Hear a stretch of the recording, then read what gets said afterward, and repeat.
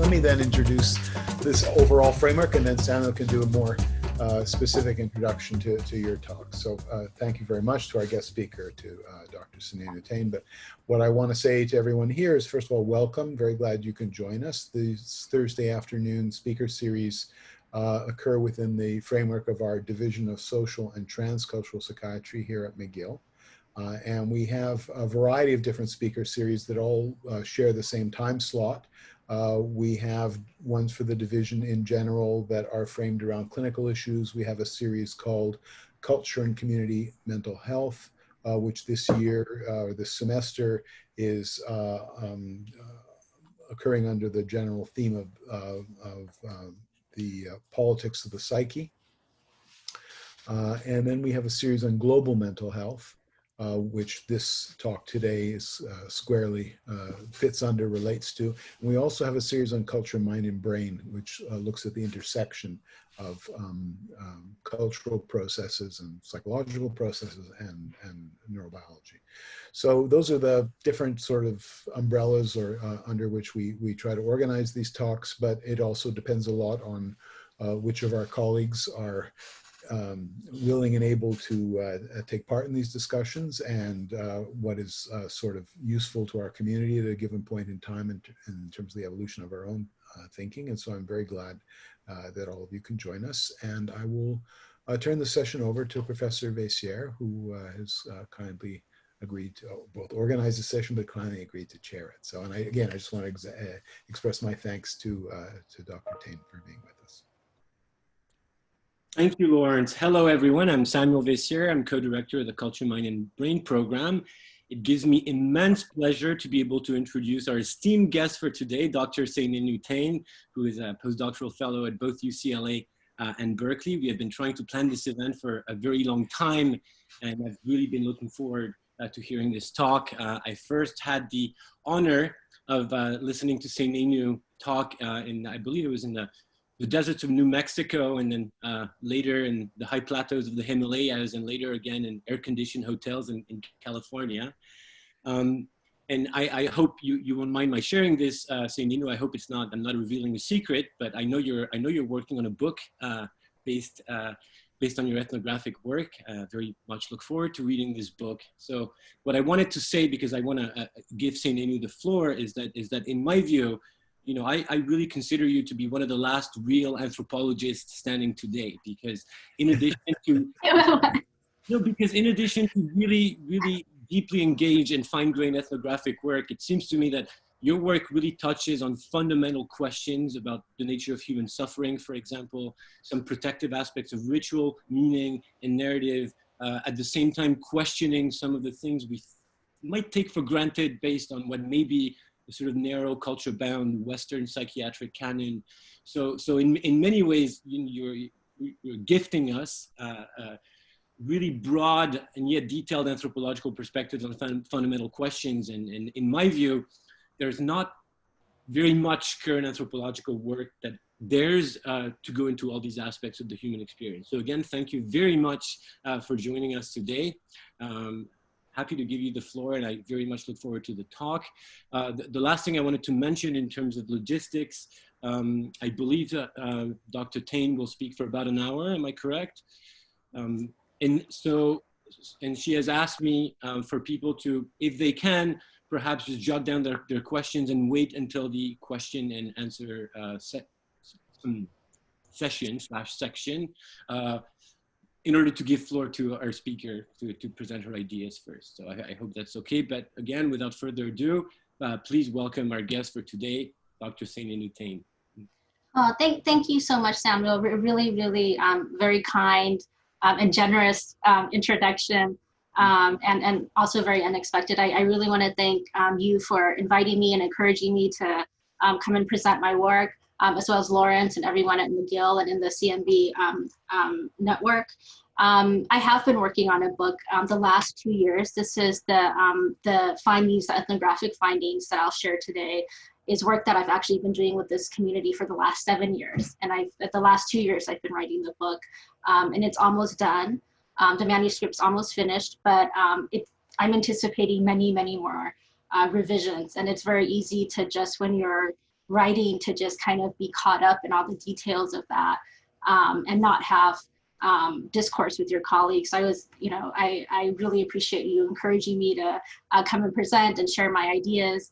And this is, I'm at a stage in my writing where I can use a lot of critical feedback from my colleagues. And so this is a real treat for me, because this is the space where I write every day, and I go through the literature, and now I haven't even, I don't even have to get on a plane. I'm able to zoom into your community and receive feedback. So this is a real pleasure for me, and also very, very special. It's a real treat for me. So I'm relatively new to Zoom. I've only been using it since the pandemic. So I understand now I'm supposed to share my screen. So I think I'm supposed to make my PowerPoint into presenter view first. I'll do that.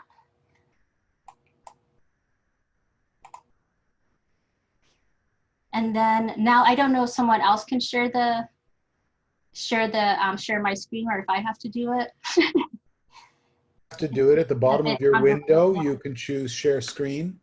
There's a button at the bottom of your Zoom window. You have to be back in Zoom. There you go. That's it. Oh, great. Okay. And then. So now we see you on the right, and we see your slide perfectly on the left. Okay, great.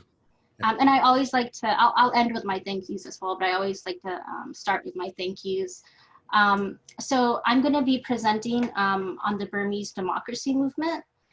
Let me move this over. Oops.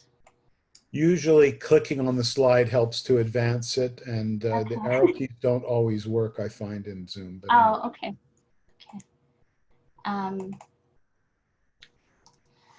The discursive history of modern Burma has largely been a narrative of the Burmese military. So the emphasis has been on the subjectivity of military actors, including their motivations, their agency, their sense of power, control, and dominance. Military actors are portrayed generally as savage and violent. They're also portrayed somewhat paradoxically as being irrational, superstitious, and paranoid on the one hand, but also intentional, planful, meticulous, and genocidal. There's been very little academic work on the Burmese democracy movement and its many actors.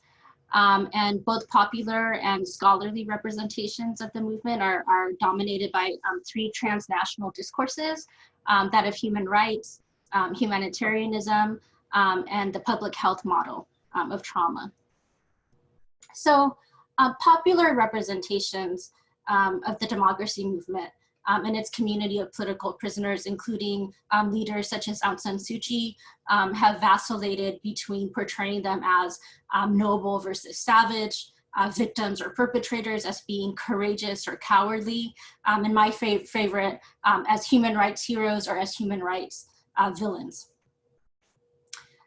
So really, what does this community call themselves? So what they call themselves is Naingkyin, which is a colloquial term in Burmese and a shortened term of the word Naingkyin Ajinda or Naingkyin Ajindu, and it means political prisoner. So the existing scholarship and popular representations of the democracy movement ignores the Naingkyin's culture, psychology, and subjectivity. There are almost no accounts which represent them as complex, whole, reflexive human beings that are embedded in an equally complex, whole, reflexive culture and community. So there's no attempts to understand their motivations or emotions, their sense of self, agency, identity, their capacity for rational action, their conscious and unconscious goals, processes of meaning making, and their ideals about what constitutes moral personhood. So in this current project, I'm going to move away from the discourses of human rights, humanitarian aid, and this transnational model of trauma, and instead use personal experience as the unit of analysis. This is based on a 7-year multi-site ethnography that I conducted with the Naingkyin community, both in Burma and in the diaspora. I conducted both ethnographic and person-centered interviews with hundreds of Naingkyin, their families and supporters. I also participated in their everyday lives in both intimate and public settings. I would attend political rallies, commemorations, court trials when they got arrested, accompanied them to medical appointments, religious ceremonies, their funerals, weddings, shared a lot of meals with them, and did casual observation in the home. I also attended organizational meetings when they would be planning activities of protest. I traveled with them, collaborated with them on creative projects. More than anything, however, what I did was I made an existential commitment to this community. So part of what I discuss in the book is that the key to understanding this community is not the contrast between noble versus savage, victim versus perpetrator. The key to understanding them is really understanding the very complex and dialogical interplay between the embodied and the imagined. So in terms of the social movement community of the democracy movement, the community is not bounded by territory. So you'll find Naingkyin and their family in large urban centers. You'll find them in small cities, in rural villages. You'll find a number of them on IDP camps. I estimate that the core community, both in Burma and in the diaspora, is about 100,000. And in Yangon, where I did most of my field work, there was probably about 3,000 to 5,000 community members who continuously had face-to-face and physical contact with one another. This community in Burma is connected to the diaspora through social media and other internet technologies as well. The social movement community of the democracy movement is ethnically, religiously, ideologically, and socioeconomically diverse. So in terms of ethnicity, you have democracy activists in Naingkyin who are Burmese, Chin, Gayin, Kachin. You have many Burmese of South Asian descent. You have Rohingya, Shan, Chinese, Mun. Many are of mixed heritage. Likewise, in terms of religion, you have Buddhists, Christians, Muslims. There are some who are into Nat and spirit cults. The vast majority are quite secular. They're secular intellectuals. Likewise, in terms of ideology, many Naingkyin have very strong Marxist leanings, but many also embrace either wholly or partially neoliberal economic principles. Some really don't have any particular ideologies and vacillate between the two. In terms of socioeconomic status, it's also a huge range. There's Naingkyin from the urban centers where the student movement started, but there's also Naingkyin who hail from rural villages, relatively high levels of education and relatively low levels of education. There's quite a lot of professional diversity. So you have individuals who became political prisoners who were formerly doctors, attorneys, professors. But you also have Naingkyin who were shopkeepers, taxi drivers, farmers. Many Naingkyin are, as I said, creative intellectuals. There are many artists, novelists, poets, musicians, many comedians. They're also, so they're socioeconomically diverse to begin with, but many did descend into poverty due to long imprisonments or political persecution. So they may have started off as a middle class physician or attorney, but after having been in prison for a number of years, the family typically descended into poverty. And there's intermarriage between activists across all these divides and constructed categories that are important to us. So what binds them together? How can I call, given the great diversity of religion, of ethnicities, how can I really call them a single whole community? So what binds them together is certainly a history of shared suffering, but also a shared understanding about the nature of that suffering. So I'm going to reference a moral and relational concept. It's known as anitna, which means sacrifice in Burmese. And what anitna is this sort of foundational moral and relational concept. So as I said, anitna is a lay indigenous popular concept. Melford Spira would have referenced it as sort of the fulcrum upon which the very complex ritual, moral, relational, and material life of the democracy activists rests. Anitna is based on Theravadan Buddhist concepts, but for Burmese speakers, both in Burma and in the diaspora, the usage of the term transcends any particular religious tradition. So you hear this word all the time. So anitna has a very profound motivational salience for actors in the democracy movement. And what anitna does is it offers Naingkyin a distinct epistemological framework for understanding their suffering.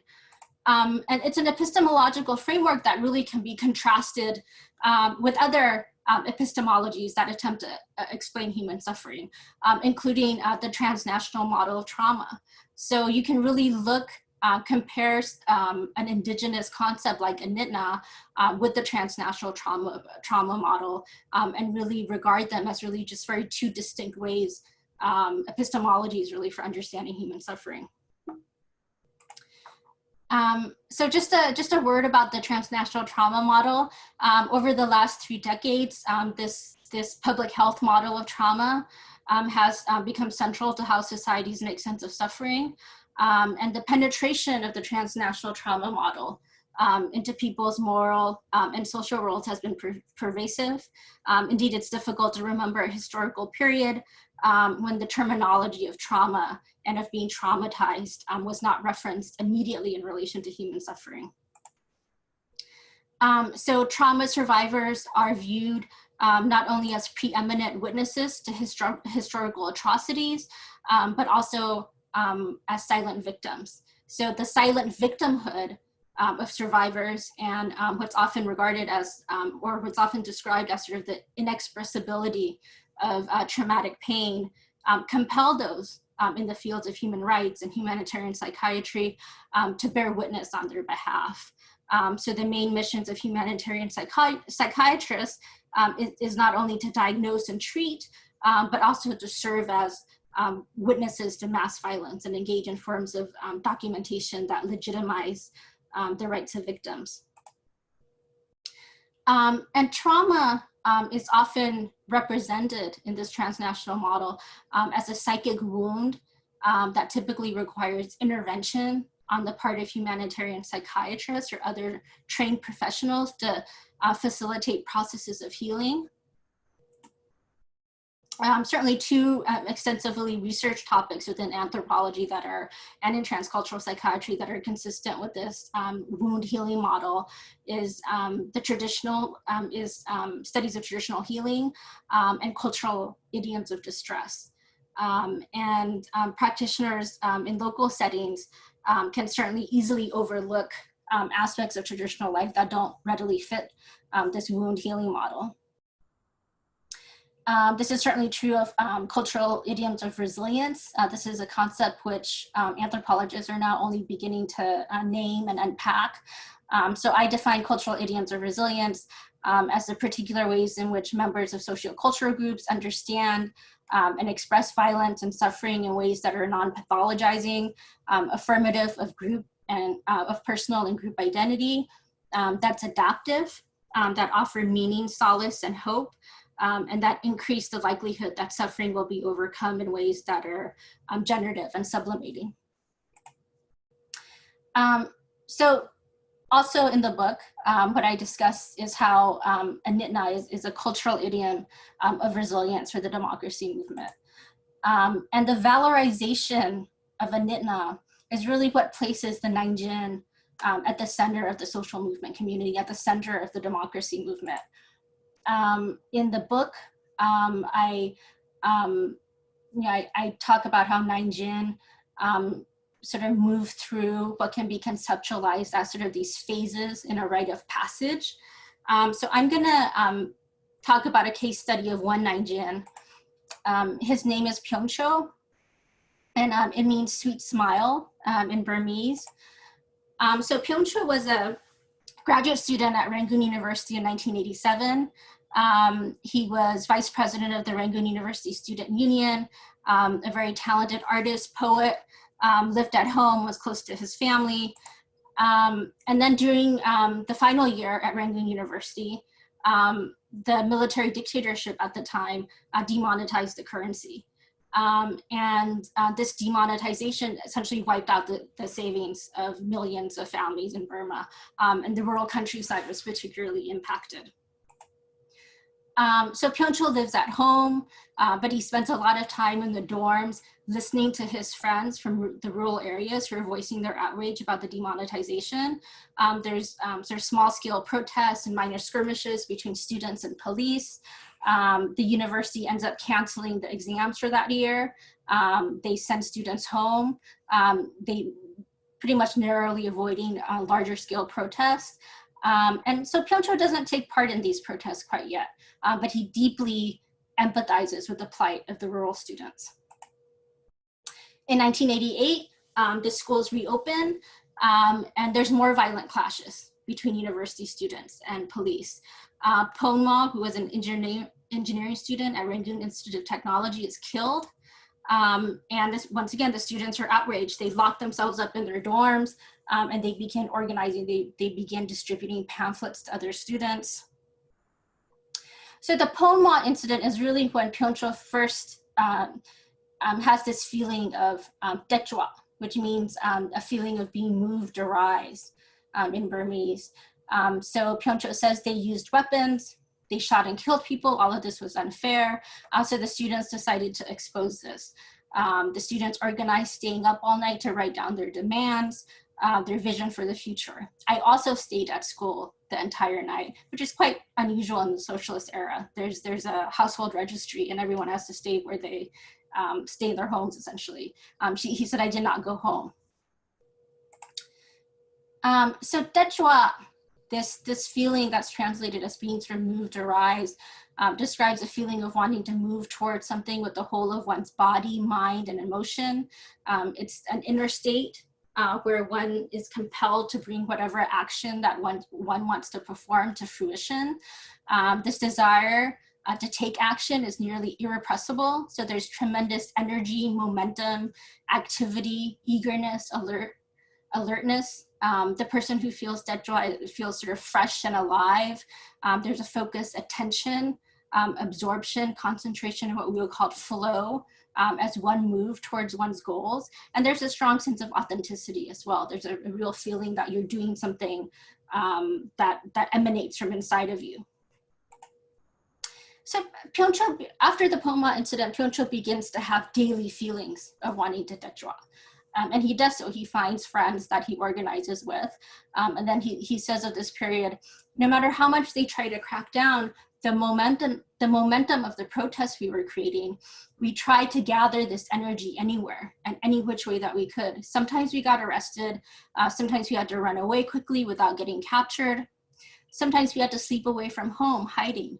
So if I look back on that period, we were very young then. Also, we had to use whatever objects we got a hold of to make banners or flags.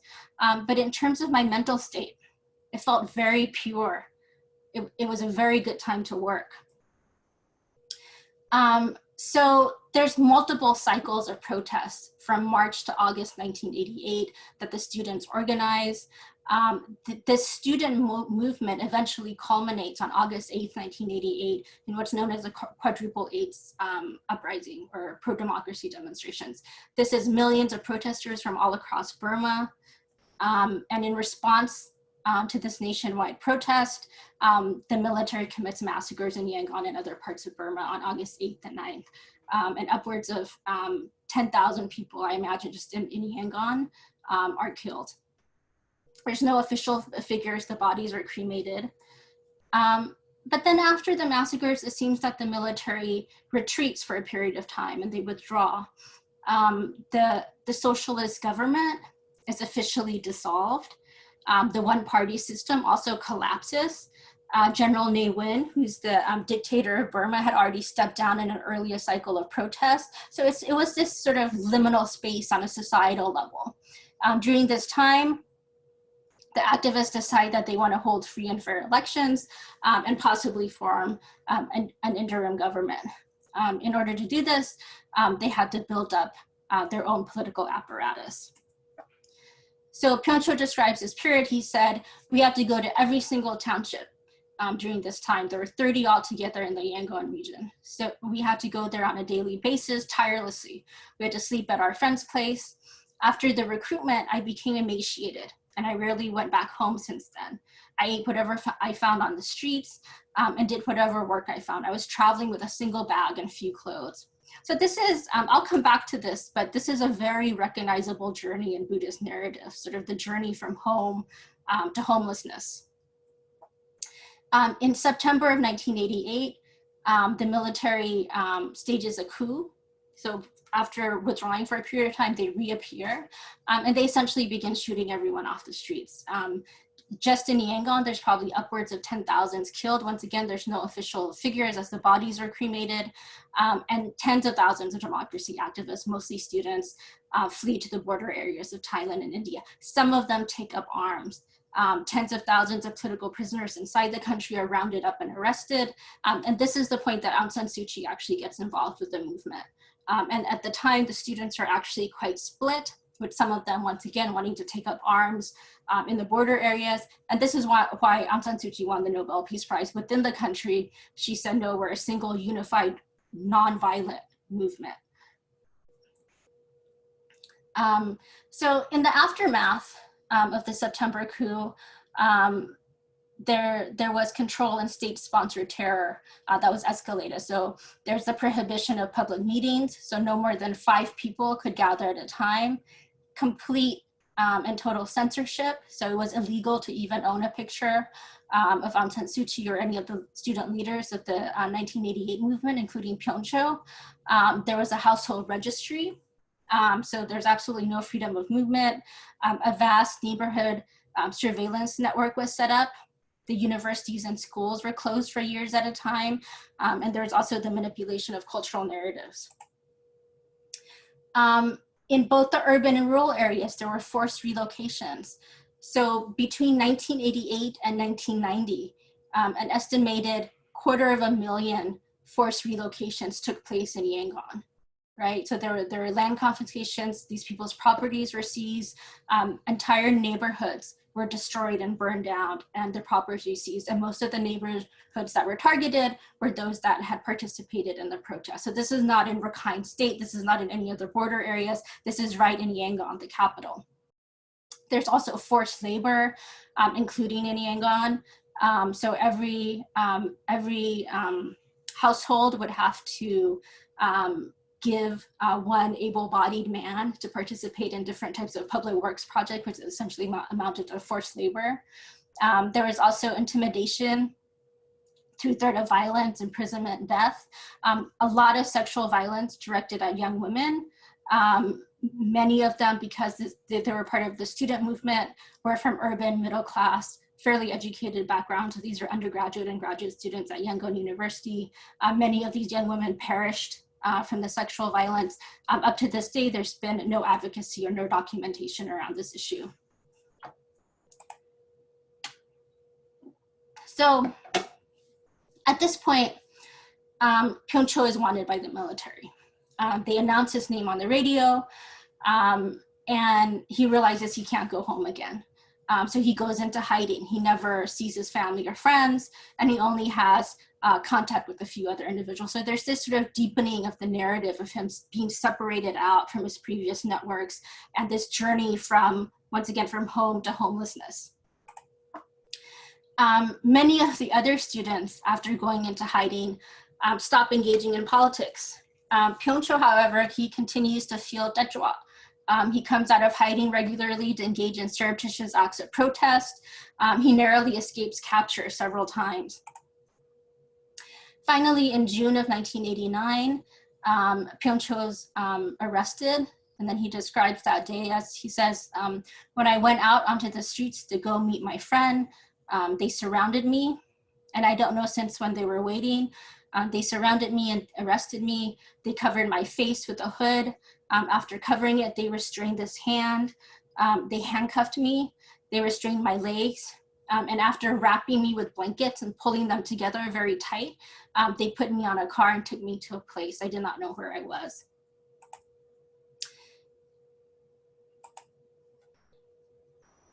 So the violence inside the interrogation centers bear a ritual similarity to one another. So it was common for the authorities to mask or cover the Naingkyin's face with a hood or cloth. They often restrain the arms either by cuffing them behind their back or tying them above their head. Naingkyin would be stripped of all clothing, and their bodies would become objects of ritualized sadism. Some of the forms of torture that were used inside the interrogation centers, Naingkyin were forced to crawl upon sharp rocks, suspended in the air, beaten with sticks, urinated upon, sodomized with snakes or cobs of corn. They were choked, stabbed, their genitals were electrocuted, hooded, they're forced to lie face down and then kicked, forced to hold stress positions for hours at a time, set upon by military attack dogs. Iron bars are rolled up and down their shins, and gang raped. So the passage through the interrogation centers hurled the Naingkyin towards death. It really forced them to pass through a liminality where everything they previously knew, including their former bodies, were destroyed. And it was really only in destroying their former bodies that the Naingkyin could then be reborn into the larger body of the movement, where they attained what to them was a symbolic immortality.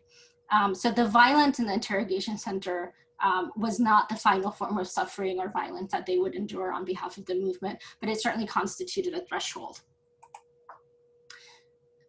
This is one Naingkyin's account of his time in the interrogation centers. He said, "My body felt youthful. I did not feel worry. I was tortured in there. I was forced to lie on the ground filled with sharp rocks. My knees shed so much blood. While lying on there, they beat me up over 100 times. I suffered there. I was forced to lie down on my chest on the floor, and then 2 people beat me. I cannot see them since I was lying on my chest. When I was at the concentration camp, they used electric shock on me. They put the cloth on my face. I had to kneel down on the sharp rocks and put the handcuffs on my hands behind my back. A lot of blood came out of my mouth and ear when they put the iron bucket on my face and hit it. My eardrums were destroyed and started bleeding." So after 7 days in the interrogation center, Pyeongchul was asked to sign a confession. This is also quite ritualized, and he refused. The next day, he was transferred to insane prison.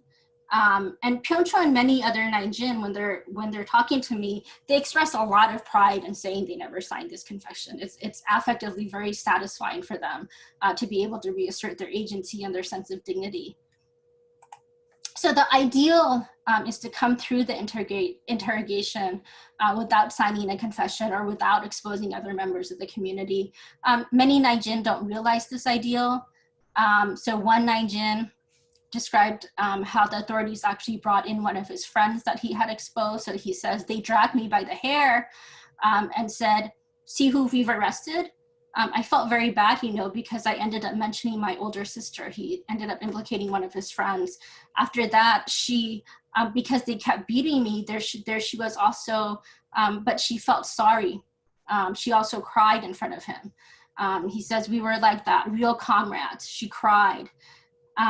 Then when I was taken out to court, I apologized to the older sister whom I revealed, and the other person I revealed. When I apologized, this person was also like, don't worry about me at all. His family even went to inform my mother about us being sentenced. Then so that older sister, she was also like, it's fine. It was because they tortured you. Do not be sad for me, she said. I heard your voice. I felt sorry for you. I cried. So I was very happy, he says. I was very shocked. I was very glad too. So revealing information about other dissidents or signing the confession at the end of the 7 or 14-day interrogation resulted in intense guilt and shame for Naingkyin. And especially the feeling of guilt really bounded Naingkyin more tightly to others in the movement. This was especially true because in lieu of anger and blame, Naingkyin received forgiveness and were afforded an opportunity for redemption, which really, on the part of other Naingkyin, so it really elicited these feelings of gratitude and love.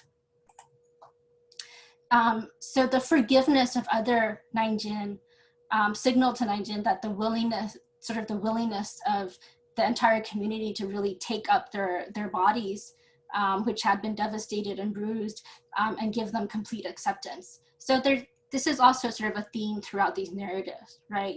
They're moving from this sort of sense of violence, the liminality, the shame, and then to being delivered to other Naingkyin who offer them acceptance, right? So it's moving from this sort of terror to communality. They're able to commune with other Naingkyin immediately after being terrorized. So Pyeongcho doesn't sign the confession. So he's immediately transferred to prison. And he also describes that he said that he was hooded again when they were about to transfer him to the prison. And he said he was quite uncertain, quite fearful. He doesn't know what's going to happen to him. He doesn't know what awaits him in prison. He didn't know if they were going to go out and shoot him. But he said once he got to the prison and they took the head off, the hood off, he said, when I got to prison, I got to see a lot of political prisoners. When I got there, I said, oh, my people are here.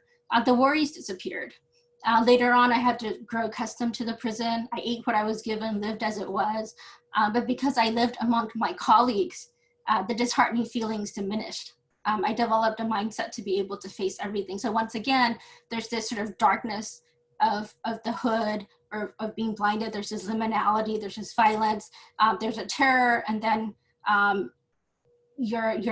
the blindfolds are taken off or the hood's taken off, and there's the community waiting for you, the Naingkyin community that you feel this deep attachment to and that you can commune with.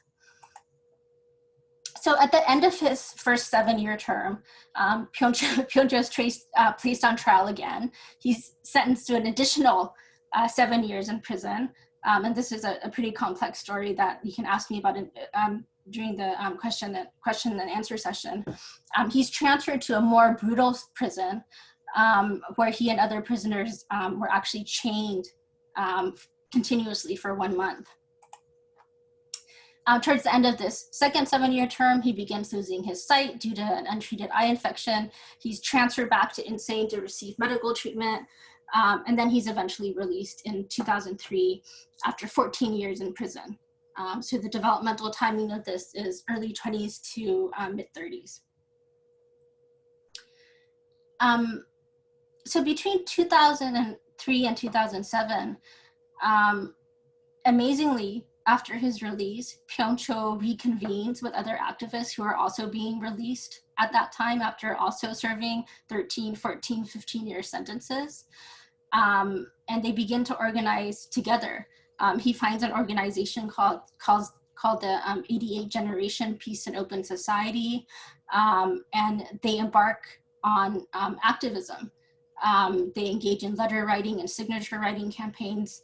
They engage in something called the White Campaign, which is when they would travel around the country and visit families of political prisoners while they were all dressed in white, which was the color of prison uniforms at the time, and presented the political prisoner families with flowers and really hailed the sacrifice of their loved ones and gave them hope and solace. They also organized multi-religious prayer campaigns for peace. So in order for them to avoid being arrested, they would pray and hold these prayer campaigns inside churches, mosques, Buddhist temples. Also during this time, Pyeongcho finds a life partner. He becomes engaged. He organizes a big wedding for himself, which I always find quite remarkable that he had the time to do this. He marries. Unfortunately, during this time, Pyon Cho's younger brother, that went on, who was also an activist, is tortured to death in a Mandalay prison. So in 2007, Pyon Cho, along with about 25 others from the 88 generation, stage a protest. So they put on white shirts, and they essentially put on white shirts, hold hands, and walk down the street. That was what their protest was.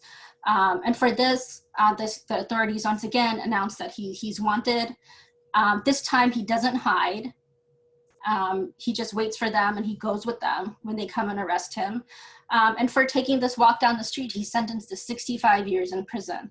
And this was the first protest in what eventually becomes the Saffron Revolution, which is when the monastic order took up protests in 2007. So Pyon Cho was released in a general amnesty in 2012 after spending 20 years of his adult life in prison. I began conducting person-centered interviews and just sort of hanging out with him and this community in February 2013. And between 2012 and 2015, Pyon Cho travels to Norway for lectures and community meetings. He makes 2 trips. He tours France, Denmark, the US, the UK, Thailand, and the Philippines to lead town hall meetings with the Burmese community. He engages in human rights documentation and advocacy. He organizes to amend the Burmese constitution. This is 10,000, 20,000 people rallies. He attends and passes summer school classes at University of Oslo. And he was very excited about that. He got to spend an entire summer in Oslo, engages in diplomacy, teaching, writing. He visited the United States for a little bit. That's the photograph that I took of him in front of the Lincoln Memorial. And that's him on the right in Paris. And the whole time, he's really just a joy to be with. He's upbeat, he's energetic, a lot of positive emotions, a lot of laughter, a lot of teasing. And then in 2015, he's selected by Aung San Suu Kyi to run for parliament in what becomes Burma's first free and fair elections. He campaigns very hard with very little resources, and he wins. So in 2016, he assumed his office as a member of parliament and continues to show positive adaptation, competency, agency, generativity. He's performing very well in his new role, or now his old role, he's up for re-election again. But he's sent on diplomatic missions to India, Sweden, Bosnia.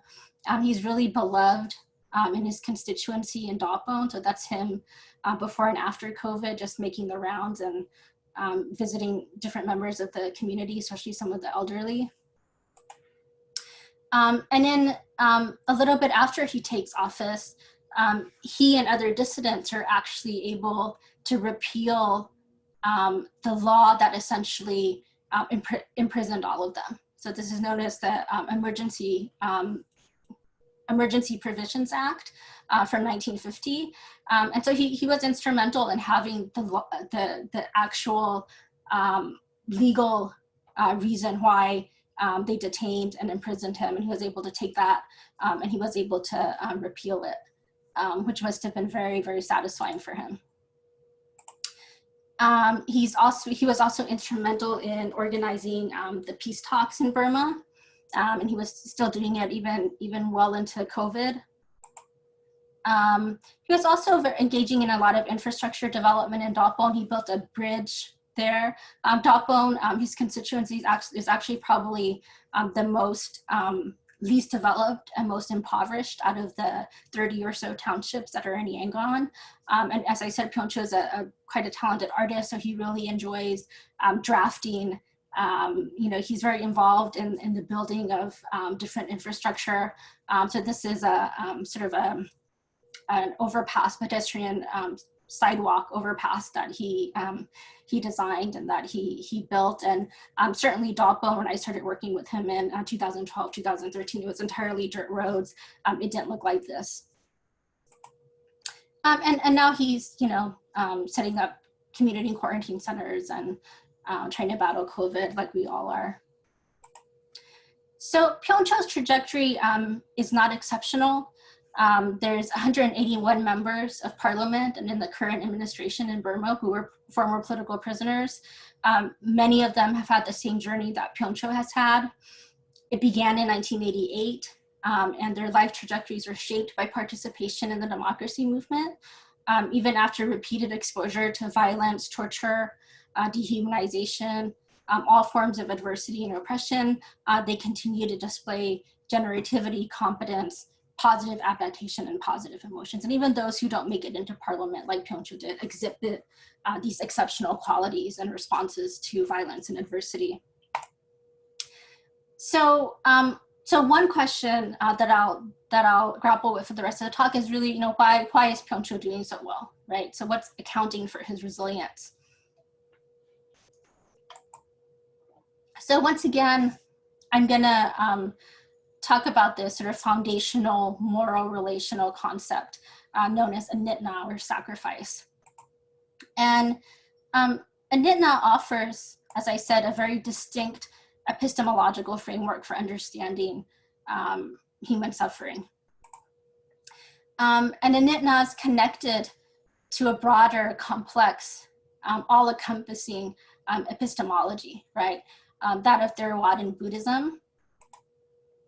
And I'm going to pause here to say that there's actually quite a large body of literature in the Western canon on sacrifice. And when I actually, as I was doing the ethnography and I realized that I was interested in the topic of sacrifice, I started reading Totem and Taboo, and I started reading Renee Girard. And more often than not, I actually found that this literature obscured rather than shed light on what was actually happening with the Naingkyin in Burma. And it wasn't really until I really delved into the Theravada Buddhism that I really began to understand what was happening with this community. So anitnas, as I said, it's connected to this imaginative world of Buddhism, which is radically different from the speculative thought, the presuppositions and concerns of Western philosophy. Anitna embodies very particular conceptual structures and hypotheses about persons' selves, their nature, and social relationships. Anitna is also socially and historically derived. So it represents and arises from very specific historical and cultural contexts. And it addresses and reflects very specific concerns within the Burmese community across different historical time periods.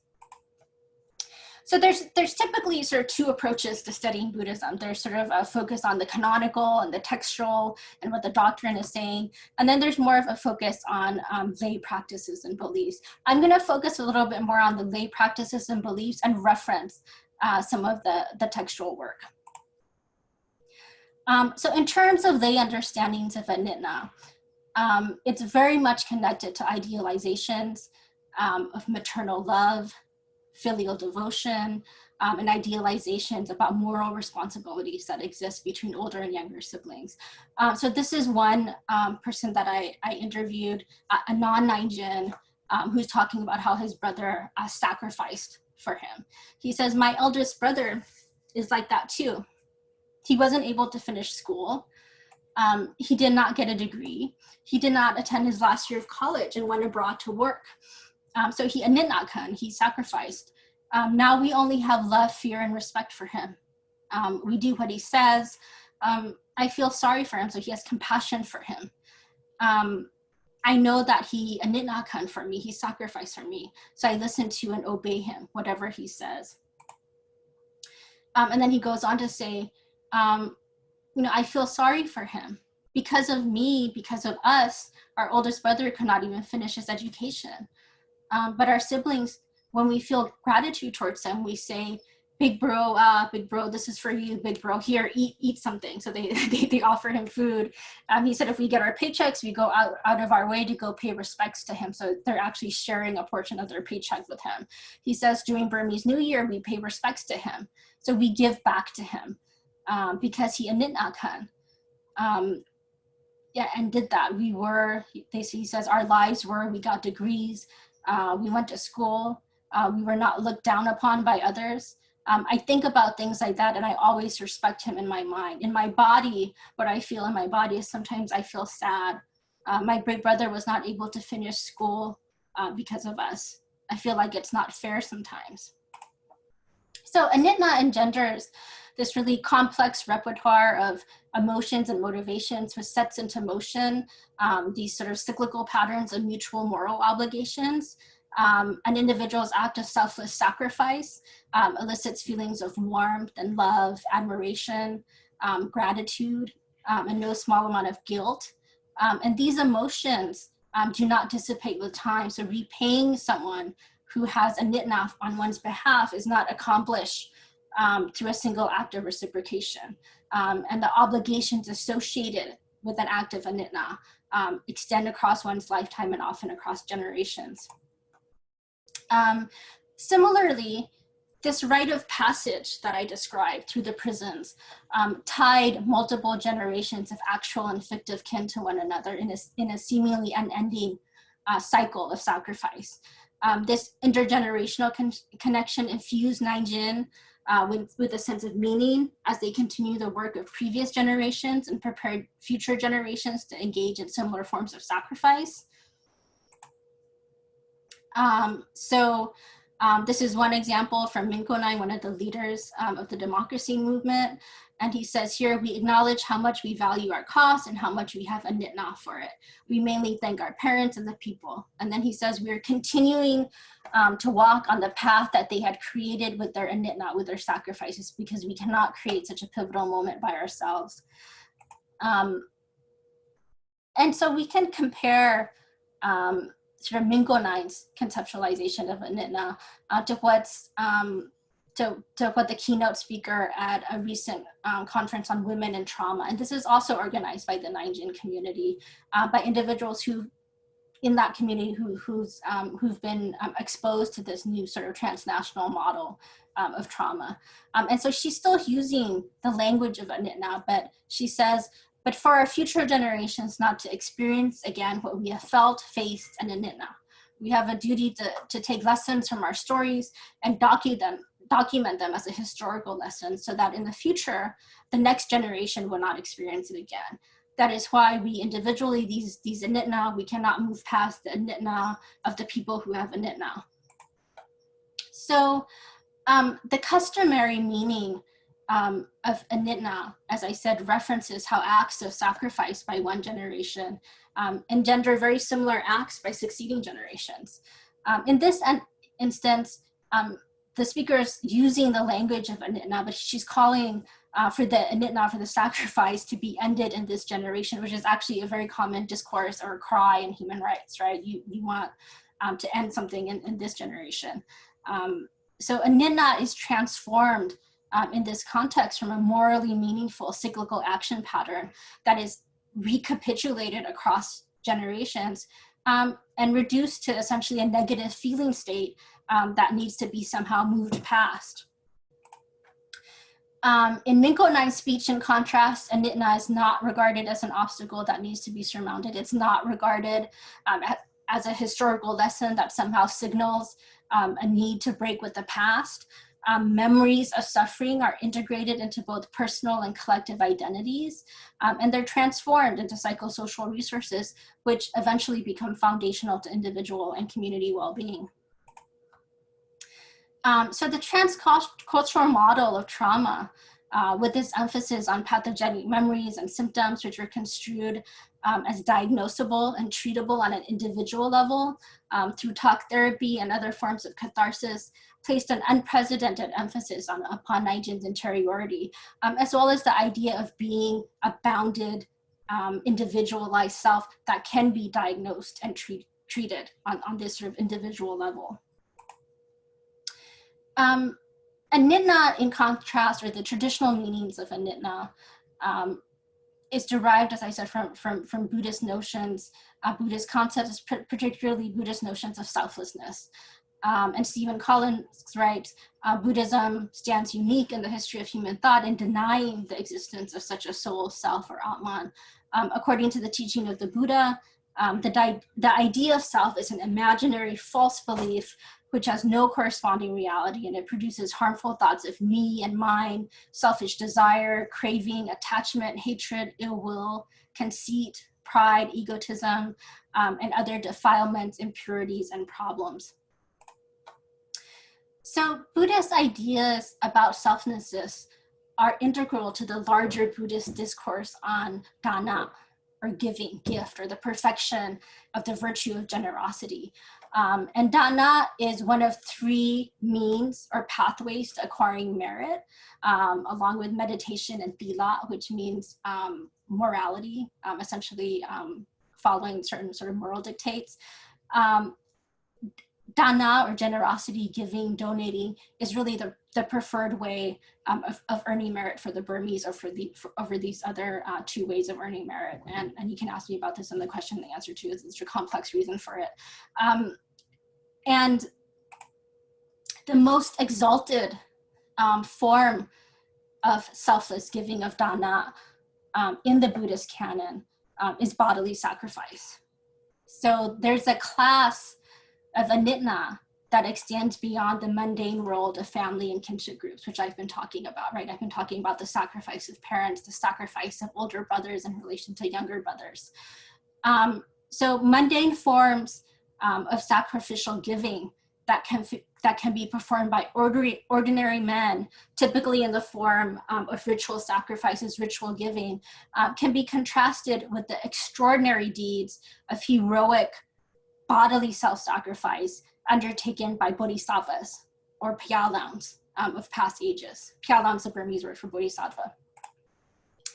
And there are many narratives in the Buddhist canon and the Jatakas of the future Buddha's gifts of the body, right? This is an entire genre of Buddhist literature. So there's this one tale of the Monkey King, so the monkey bodhisattva. So this is one of my subjects recalling the story. He said, if I were to recall the story, the Monkey King had many difficulties to protect and provide for his kingdom of 80,000 monkeys. On this side of the river, there was no longer any sustenance. The humans were torturing them. So if they crossed to the other side of the river, there's a huge forest. Over on the other side, there's plenty of food. So the chief monkey, the seventh bodhisattva, tied his entire body, tied it with many branches and grass. After tying it, he made his body as a bridge between two trees on either side of the riverbank. Then the rest of the monkeys, they had to walk across on top of him. So when all those monkeys walked across, it felt like his body was nearly crushed because of the monkey's weight. Whenever the monkeys walked over him, he was in immense pain. It felt like his whole body was being ripped apart, that it was so painful, he was nearly about to die. There was blood coming out by the waist. The bones were also broken, crushed. Until all the monkeys had crossed, he endured and remained there. When all the monkeys had crossed, he finally let go of his will, and he died right there. Since the monkeys amounted to 50,000, just calculate, it's a lot of weight. With 1,000,000, 100,000, the weight is 100,000. And there's other stories of the Buddha, the future Buddha, the Bodhisattva, giving this gifts of the body. There's a story of King Siva, who is generous with his entire kingdom, giving them treasures and food and gifts. And then a blind man shows up, an elderly blind man shows up in his court one day and actually asks the king for his eyes. And he immediately summons the court physician to remove his eyes and give it to the blind man. So one thing that you can take away from these gifts of the Buddha narratives, one sort of commonality across all of them, even if you're not a Buddhist scholar, is that really the future Buddha is never healed in these cases, right? It's not like a medic comes and helps the Monkey King. It's not like, because he was so generous with his eyes and donated his eyes to the blind man, no one comes and gives him eyes subsequently or heals him or helps him regain his sight. He's also never given any reparations. It's not like people say, well, here you go, you sacrificed your eyes, you should probably be given this by the kingdom. Actually, in one version of King Siva, after he's generously given away his eyes to the blind man, the people in the kingdom drive him out of the kingdom and tells him that he can't be king anymore because now he's blind, and he has to retreat and go into the forest. So circling back to this notion of the wound healing metaphor that's common in trauma and comparing it to the idea of sacrifice, or the idea of anitna. So the moral impetus in nitna is not to heal from a psychic wound or to recover from violence. The motivation in nitna is to move through the liminality of violence, suffering, and loss in order to selflessly give to others. So in going through this liminality and moving through it, the sacrificer experiences sacred transformation. Healing is neither necessary nor desirable because the new self that is symbolically reborn is not considered to be afflicted, but made pure through the sacrificial act. So the hero that has sacrificed, the hero that has anitna, is quite distinct from the heroic victim of trauma, because we have that too. We have representations of trauma survivors as being heroic. And this is a wonderful ethnography, an excellent ethnography by Mukherjee. And she talks about the Birangona, which means women of courage, who are survivors of rape in Bangladesh during the 1971 Liberation War and Partition. She writes, this photograph depicts the Birangona, with her disheveled hair and her crossed, bangle-clad fists covering her face. And this is a widely circulated image at the time. On the one hand, the women were seen as abnormal, so mentally unstable as a result of the trauma, as a result of the rape, but also designated as Birangona, meaning brave or courageous women. The Birangona and their rehabilitation, which was sort of a national undertaking, established the sovereignty, the lawmaking authority of the new state and its language of stateness. And it became a trope, symbolically evoking both the dynamism and humanity of the new nation of Bangladesh. So the heroism for the person who's in it is different from the image of the heroic trauma survivor. This heroism emulates the extraordinary acts of selfless giving performed by the Bodhisattva. Circling back to Pyeongcho's narrative, you'll recall that when he first experienced this desire to dechwa, to move, to rise, he leaves his home. And this is, once again, this is a very recognizable journey in Buddhist narratives undertaken by bodhisattvas and undertaken by the Buddha himself, this movement from home to homelessness. So the Naingkyin are not depicted in Burma as objects of suffering. Often they're depicted as smiling, as beatific.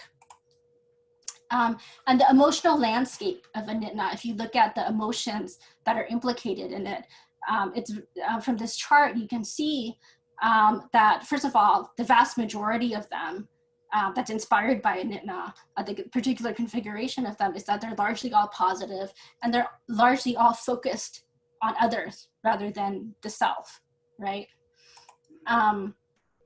Some, in terms of the action tendencies of these emotions that are prominent in anitna, awe, gratitude, compassion, sympathy, empathy, guilt, they're all approach-oriented, they're all pro-social. Even guilt, something that we think of as a negative feeling state. When one feels guilty about something, you move towards that other person, the other person whom you've transgressed against, and you try to fix whatever is happening, right? You don't do this with shame. Shame is something where you actually move away from people, you hide, right?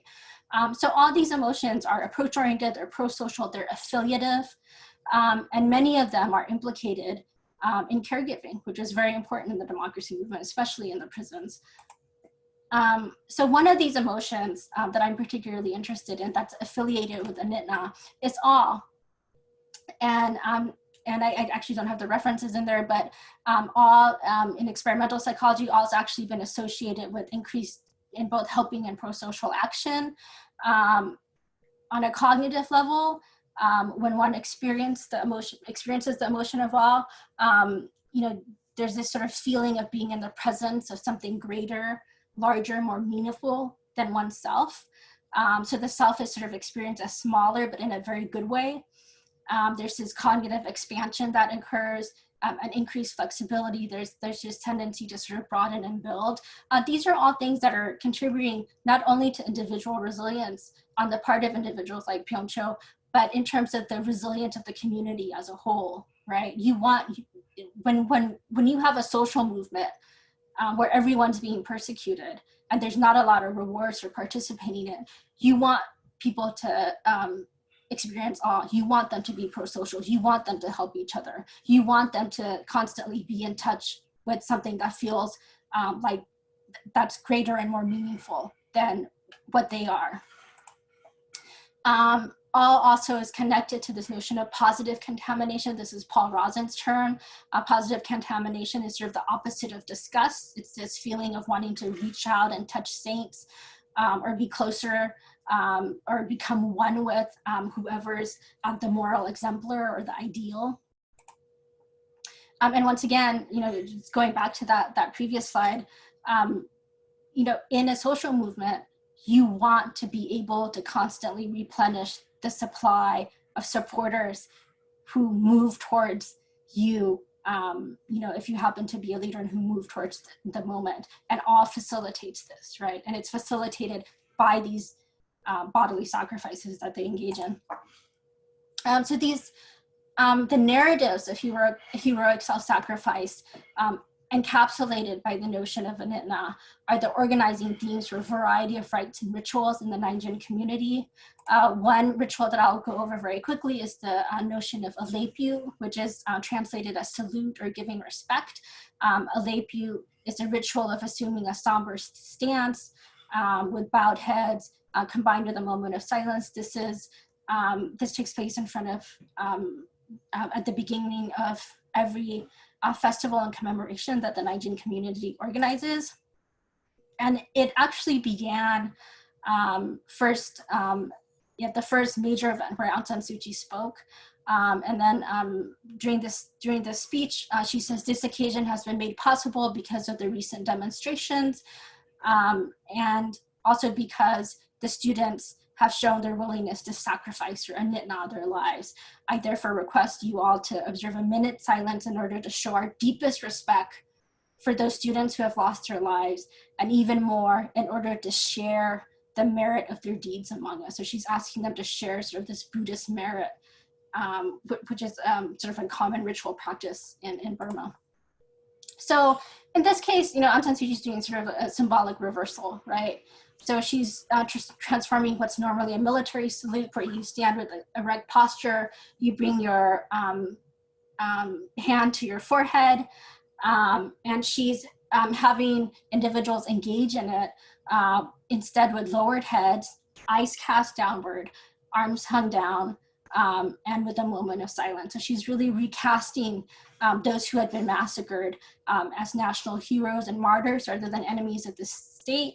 And she's ritually linking the sacrifice of the student activists with the acquisition of merit by those who were present. And you know, the community has an annual calendar of commemorations for all the atrocities and, you know, the passing of loved ones. You know, when I do my field work, I probably, and it's an incredibly dynamic, active community. They organize sort of what they call Naingkyin, or these political festivals. And when I was doing field work in Burma between 2013 and 2019, they would have anywhere from 5 to 10 boyas or political festivals every week. So I would normally be driving around trying to attend all these boyas, and it'd be very difficult to make it to all of them. The political festivals often feature singing, commensal eating, drinking, performances, including political oratory, and it would also they would often sort of display their art and other material artifacts connected to the movement. During political oratory, Naingkyin often reference their past suffering. So there's nothing repressed. You know, these aren't these like traumatic memories that they never talk about.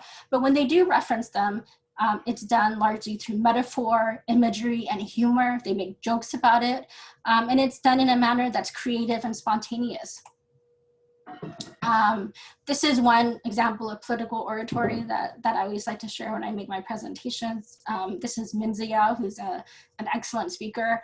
And he says, as we are reunited, so he's visiting Los Angeles, so he's reunited with those in the diaspora. He said, as we are reunited with so many, what we feel in our hearts is the feeling of utter joy and a gathering of strength at seeing our brothers, sisters, our family, who were separated and torn apart for too many years. When I would think about the people here, I would ponder, these people, will I be reunited with these people through the rain, through the water, through the jungles, and through the mountains, through the hardships and suffering. We went through so many layers of hell, and now it's been a quarter of a century already. Of course, I wanted to be reunited with you. So more informal sort of testimonials, these recollections that occur in everyday informal discourse also take place, you know, in this sort of spontaneous way. It's in the presence of other members of the community with whom there are mutual feelings of warmth and trust, and you know, with individuals with whom they have lifelong relationships. So in comparison, once again, the women of the trauma support group performed, you know, took very seriously and performed the act of sort of bearing witness or giving testimony, really by recounting their suffering, but they would often do it in very minute detail from beginning to end. Often they did it in front of audiences consisting sometimes of relative strangers. They often reference their interiority, negative affect, and after repeated testimonies, the narratives did take on somewhat of a rehearsed quality.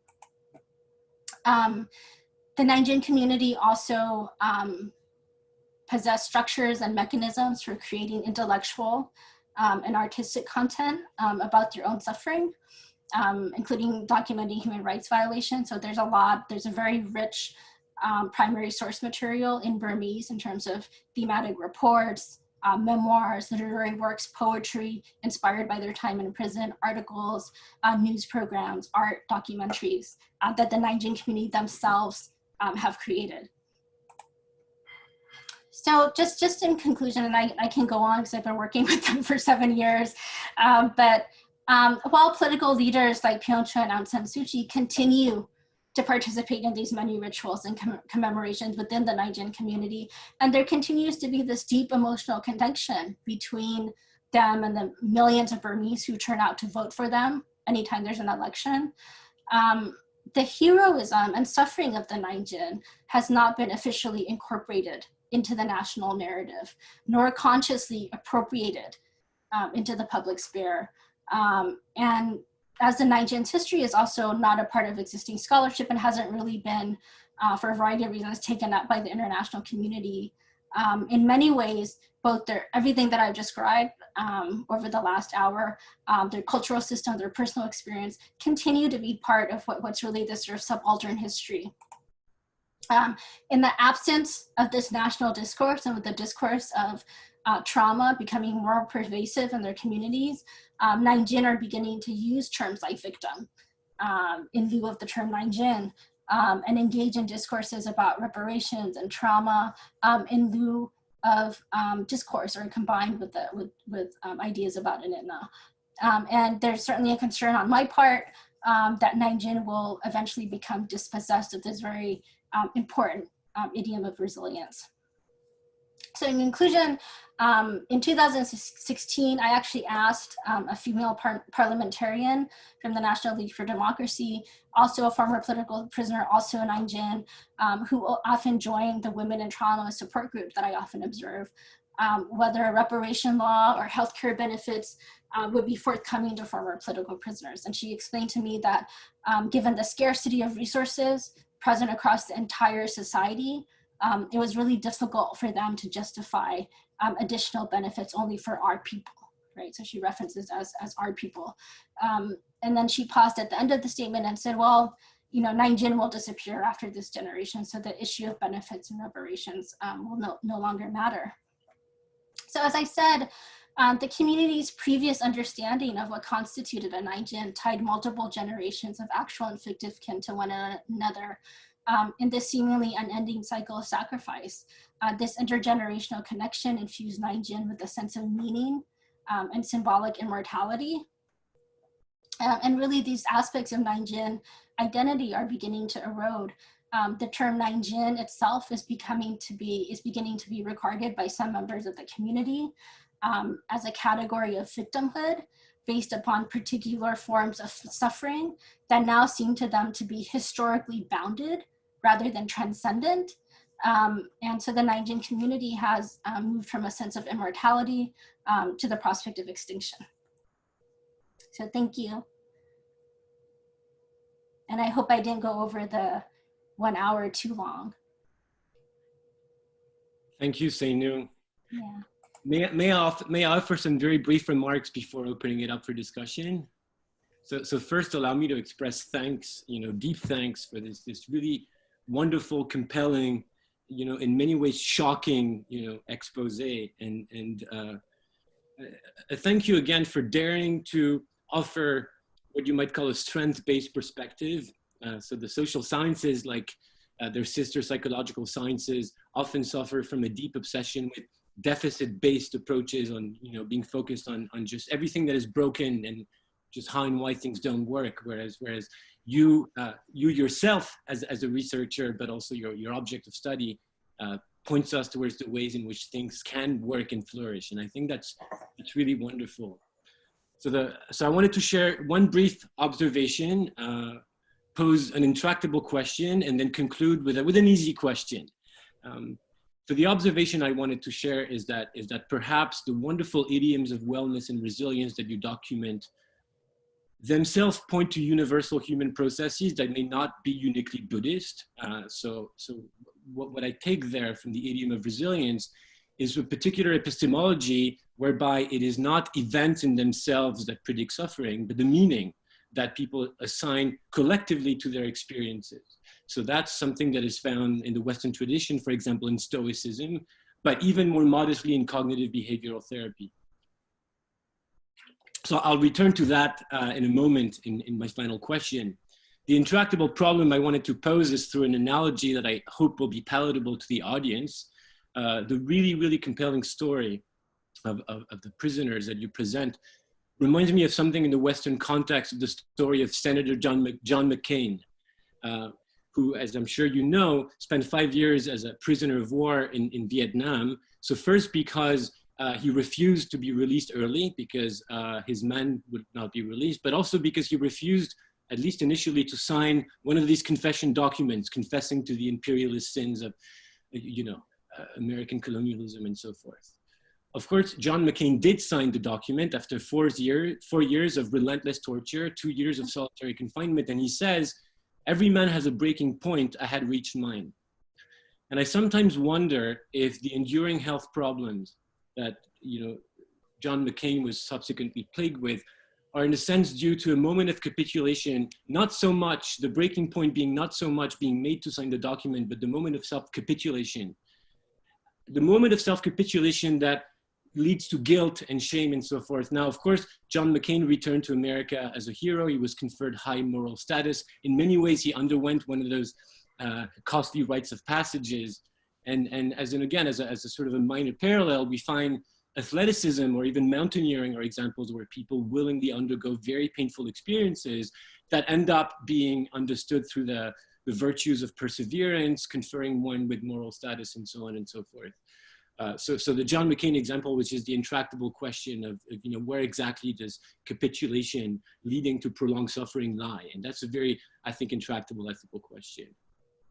The vanilla easy question that I have for you is, it's a rhetorical question, so if you don't like my rhetorics, just let me know and give me your angle on this. But what are some ways in which the Western psychiatric idioms of trauma, as they're becoming aggressively implemented through such institutions as the UN and so forth, what are the ways in which these idioms of trauma lack the sort of the strength-based character, the idioms of resilience that you so eloquently document.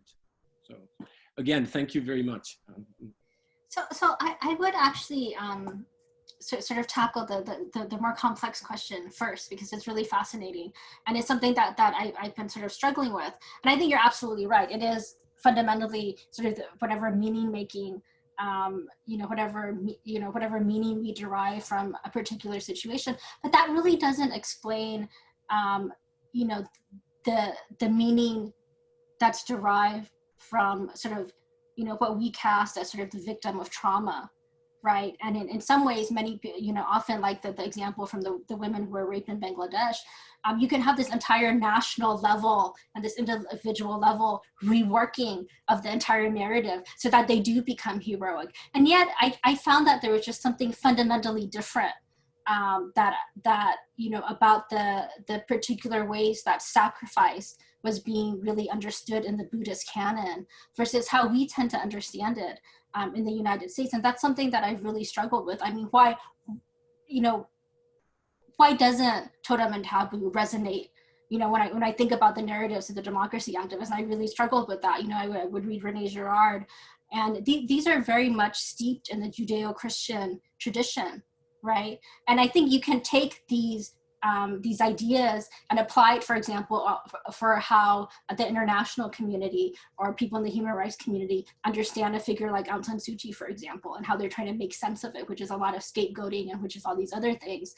But it really doesn't quite explain what was happening in Burma. And that's when I really delved into the Buddhism. In terms of these universal processes, I think the universal processes that I really draw upon is ideas of these rites of passage and liminality. And it wasn't like I went out of my way I wasn't like one of, Harvey Whitehouse's postdocs. And I said, I'm going to go to Burma and I'm going to find, these instances of revelatory meaning making that they were engaging in. It was just something that was there in the narrative and that was very stark. And that says a lot about Western psychological and anthropological science and what we understand about ritual and rites of passage. I think that the universality is more in relation to those types of sort of conceptual sort of frameworks that we have as social scientists and as anthropologists.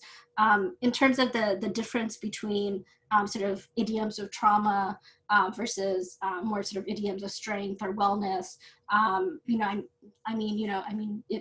it's really numerous. I tend to be someone who, especially over time, working with this community, and I actually started off when I first started, got contact with this community. I was actually working as a human rights volunteer. That's how I first made contact with Pyeongcho. I interviewed him. I did a human rights interview with him. And expecting narratives of trauma and whatnot. But then I was eventually surprised to find, how little of these sort of tropes and these frameworks and concepts really apply to this community. And that's when I really had to search out other things that were happening. Because really, and if I hadn't really stuck around with this community for the 7 years and learned about everything that happened in terms of the darkness and the violence, spending time with them, I would have never known. I mean, really, really an enjoyable, happy, fun group of people, creative people to be around. I don't know if that answers your question. No, thank you. I'm sure we'll talk more about it later. My worry, as I think is that there's a well-meaning apparatus of Western psychiatric model that end up accidentally re-traumatizing people by being trauma-informed in the wrong way. But, I'd love to leave space for other people to ask questions as well. And I'm sure many people have questions. Thank you again. I have a question, and maybe it picks up on some of this also. So the first is a question, sort of an empirical or ethnographic question.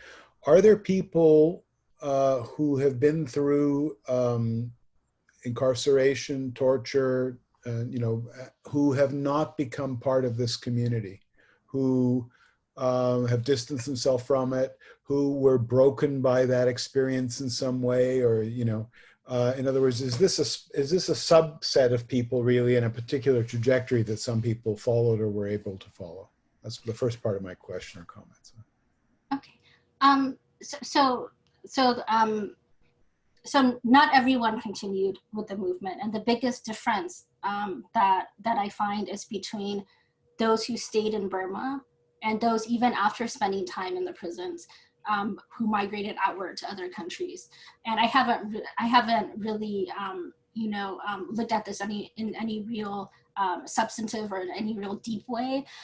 But I think the people who end up in the States, who end up in other parts of the country where they don't have this community, where they don't have these rituals, where it's not so apparent that they're heroes and they're valorized, they don't have such positive outcome. And there are people, one who distance themselves from the community. So actually one of the ways that I connected with Pyeongcho when I first met him during this interview that I conducted with him initially was that he actually had very strong memories of one of my cousins who I did not grow up with because I'm a first generation immigrant as well, but my cousin in Australia who had organized with him in 1988 and was one of the last people that Pyeongcho saw before he was actually imprisoned the first time. He had seen him the previous night. They had both snuck out of their hiding place and hung a banner together, and someone had been following them as well. And then he was arrested. So he had these very strong memories. My cousin didn't know who I was, but immediately kind of connected to me as kin, and I didn't really know what was going on because I was just there to do a human rights interview.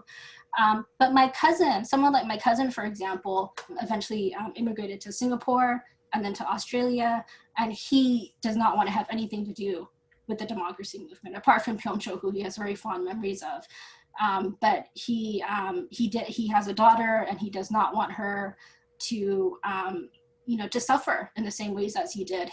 My uncle, his father, was also a political prisoner, and was active in different movements that preceded the democracy movement. So there's definitely individuals who've chosen not to, and I would say that they don't do as well as those in Burma and those who are consistently participating. But it's a very, it's not anything, like I said, that I've looked at in a really deep way or measured or anything like that. Yeah, I guess I would just say it's important to think about that and think about alternate trajectories, because just as, Samuel's critiquing the sort of trauma narrative that implies one trajectory, the heroic narrative or the resilience narrative is equally, potentially tendentious. It is one way of saying this is what happens, and we like that story. It's a testament to incredible human strength and resilience and so on, but it may also be maybe a consequence of a certain kind of community, maybe a consequence of certain kinds of strengths or certain vagaries of what a person experienced, or maybe purely a consequence of selective sampling of people who fall on all kinds of trajectories, including people who are not doing well. I mean, you cited another person who's doing pretty well, but following a different trajectory kind of, but there may be people who are doing terribly. It may or may not be because of something about them and their history. It may be something in details in their circumstance, or it may just be and it's very important for me because, as I say, none of our narratives are particularly innocent about this, and unless we have that very systematic kind of picture, we can pick and choose the story that we find inspiring or, informative or add something to the common the dominant narrative. And this is a case where there's a political investment, deep political and moral and aesthetic and every other kind of investment in this particular narrative. So there's plenty of pressure on trying to, adhere to that and live in a way that's consistent to that in some ways. And there's a big reward for doing that. So anyway, just this sort of a general caution about this and what lessons we draw from it, kind of. Yeah. So two quick responses. The first is sort of the reward in the sort of particular narrative, the sort of heroic narrative. What's interesting about it, and I don't know if I try to describe it at the very end in the last 2 or 3 slides, but it's really fascinating that really as a nation state, this hasn't really been taken up. These are these rituals and commemorations that continues to just exist within this community. And, the government, you can say that's in power right now, even though the vast majority of them are former political prisoners or Naingkyin, they've really, I have to imagine, I haven't really, once again, studied this deeply, but I have to imagine that it's a conscious decision where they're not doing what Bangladesh did with the survivors of rape, for example. This is not really something that there's casting as part of the, the imaginings of nationhood. and not making, they're really kind of going out of their way not to do that. And once again, I think some of those reasons are, some of these Buddhist reasons, they really want these individuals to be just sort of dust in the wind. I mean, they've suffered, it has to be entirely selfless. And from our perspective, it's completely bizarre. I mean, like, why wouldn't you, this suffering was very real, right? Look at the journey of the tens of thousands of individuals who did it, and they did this for the nation state. I think that's why the narrative of Aung San Suu Kyi and her administration as being nationalist is really quite bizarre, because they could have been holding rallies every week, like Trump does, and hailing these people as heroes. She very specifically does not do that. She gives some speeches during election season, but it's really been an administration where people like Pyoncho are just asked to kind of selflessly serve. And one of my research assistants actually recently volunteered to work at the quarantine centers for COVID patients, and he told me that he volunteered because there was this big call to sacrifice for the nation and go work at these centers.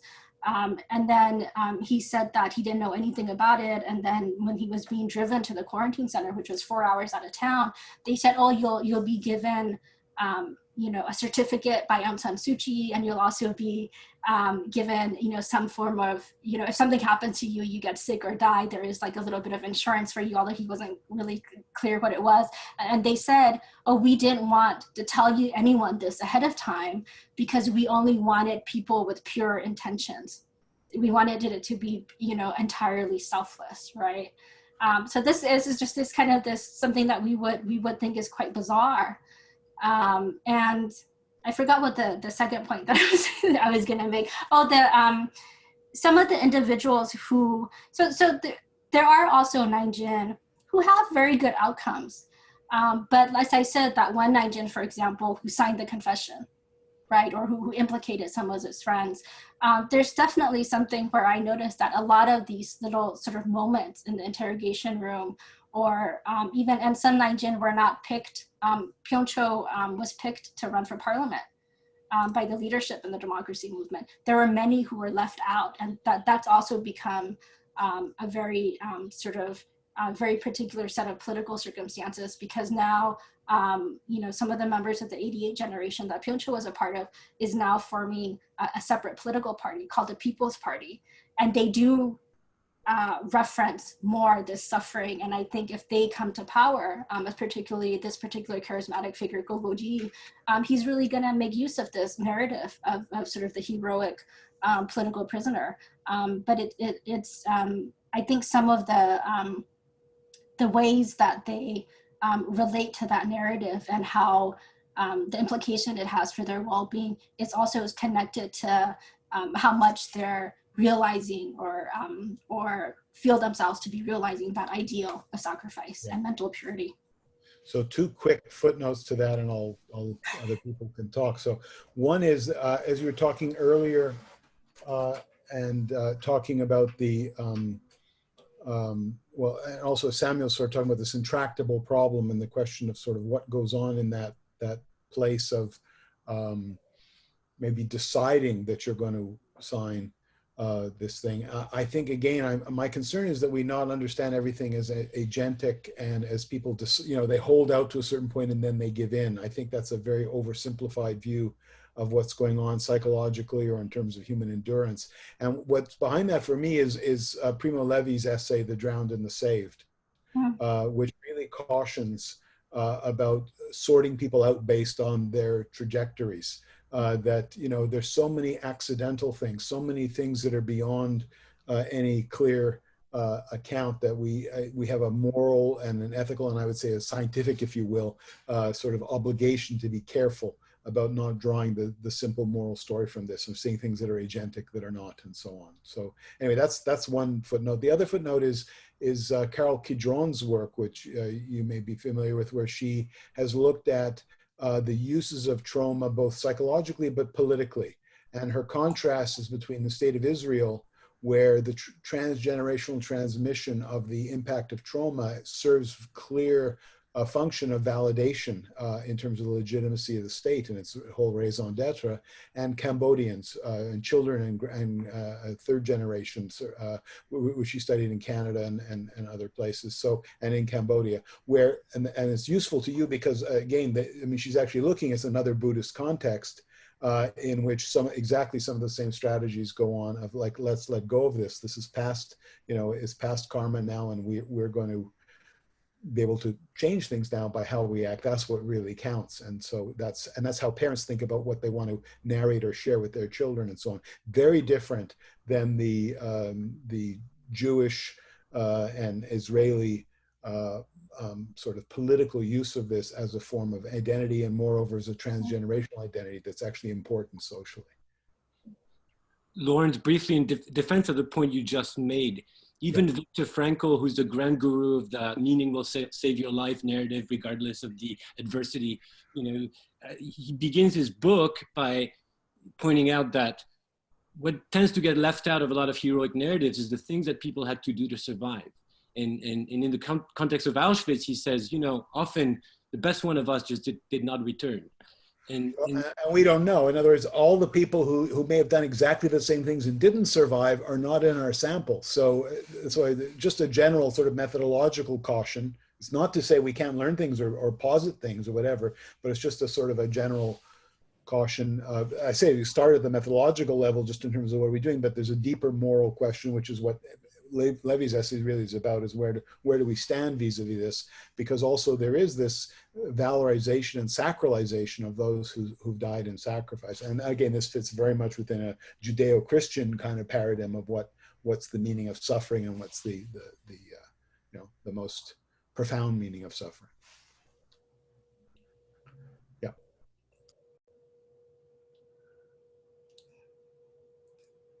So should we accept other questions? Or I don't know if any. Please, yes, other people should please speak up.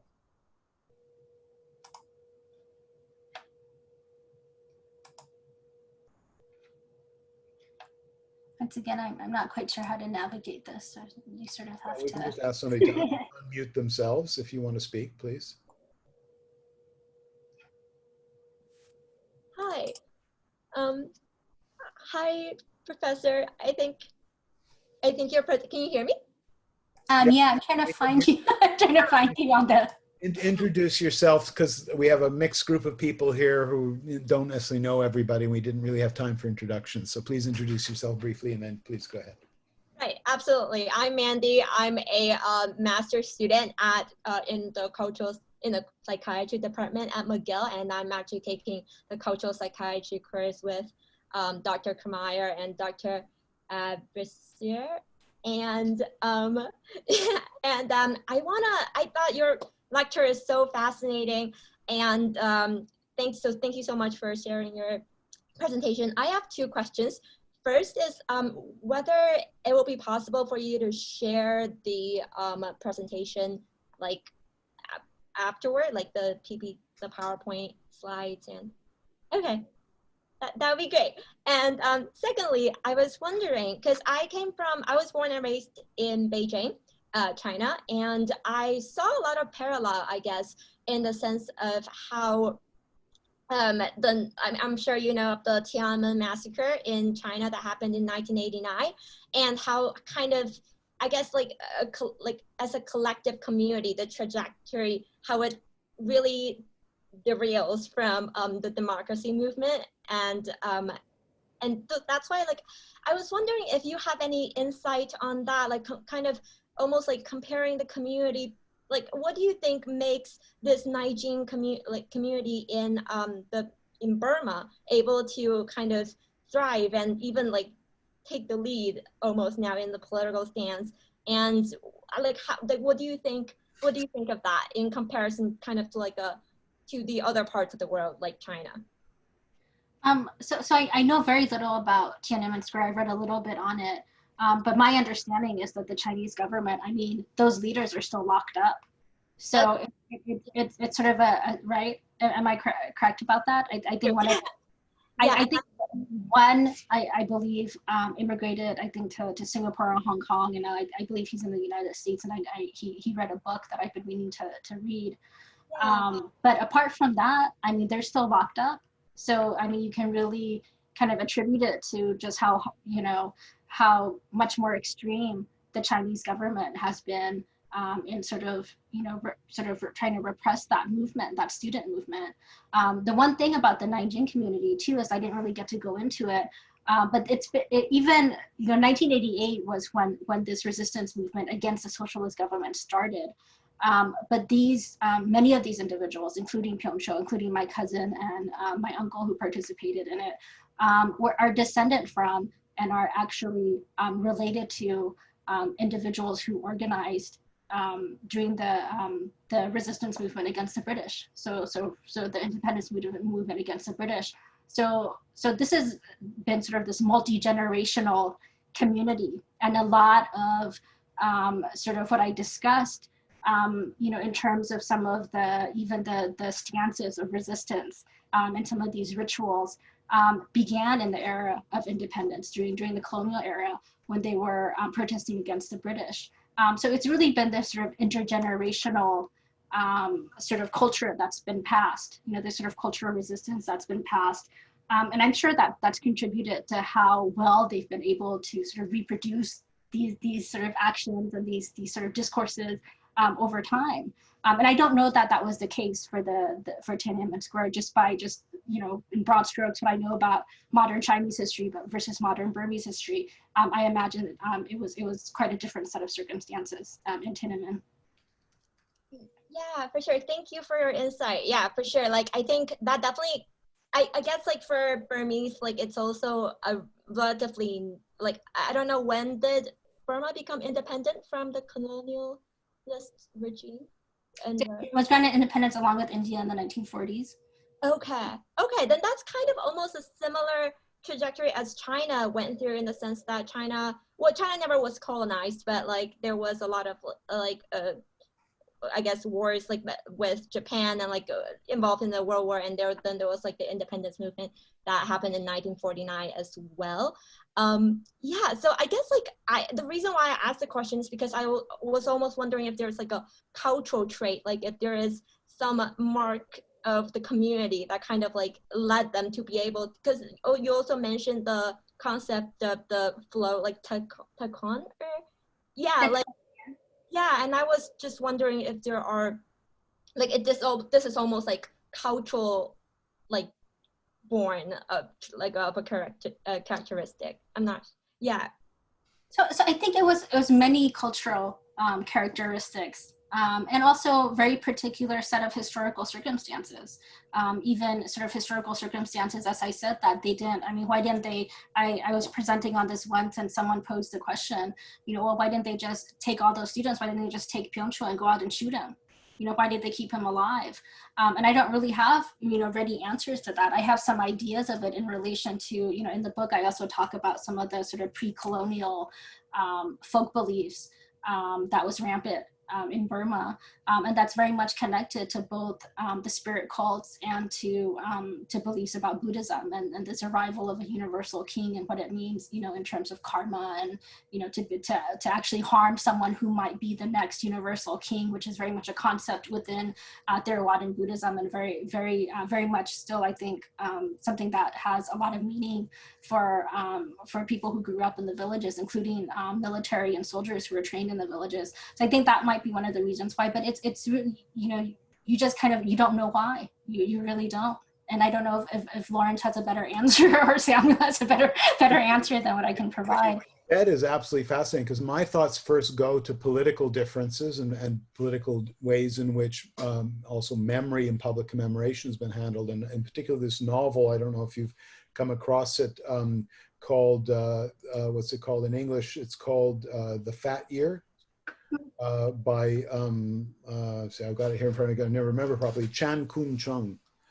This is a novel that was banned in China, but widely available, you know, circulated from, and it basically is kind of a science fiction novel that says that this guy, a narrator in the novel, suddenly realizes that he's missing a whole year. He can't remember, missing a whole year of memory. And he starts checking with other people and discovers other people are also missing the year.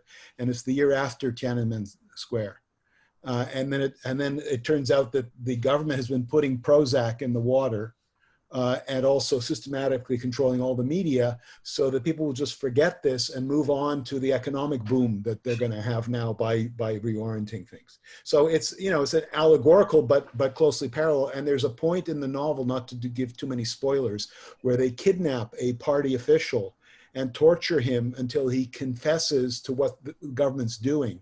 And when you read it as a non-Chinese, it's like 40 pages of detailed stuff about this and that. And the translator explains this is quite boring to Westerners, but to Chinese readers, this is utterly fascinating because this is like an expose of the unstated things about what's really going on in terms of government manipulation and corruption, whatever. So people read this in a riveted way when they got, anyway, that just to me speaks to this whole idea of deliberate control and management of memory and so on that has been done systematically. But anyway, that was what I first thought. But what you said just now is so interesting, the idea that this Buddhist value system that you're describing in relation to these dynamics of the people who've suffered might also in subtler ways still be present in the thinking of the military rulers, of the torturers, of the people who we think are just doing this oppressive thing, and we don't culturalize it. We just say it's just brute force and violence and, you know, suppression. But the idea that it might actually be inflected by, and things that they may or may not be fully conscious of themselves, but things that are part of their cultural background that are then tempering the way they do this, I think is quite fascinating, quite intriguing.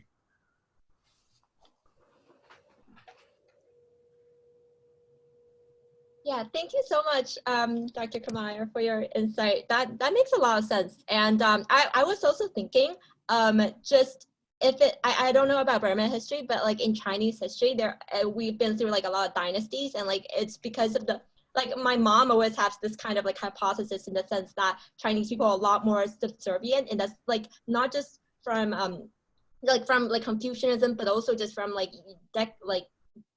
thousands of years of monarchy. And just so like when we pop up like just a little bit of like rebellion, when it's like being shut down so briefly, it's like it became like, that's like kind of why this cultural trait is not really instilled in our ethnicity, if that makes sense.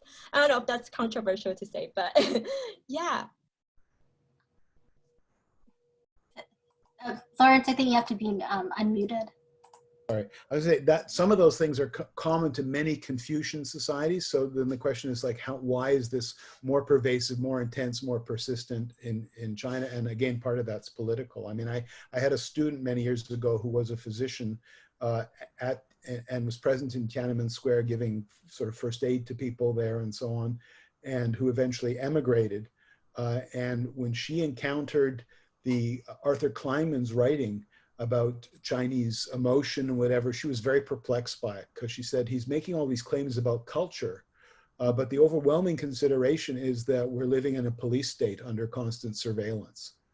So you can go for psychotherapy and talk to somebody, but there's a good chance they're going to be called down to the police station later, and they're going to play a tape of that supposedly private conversation.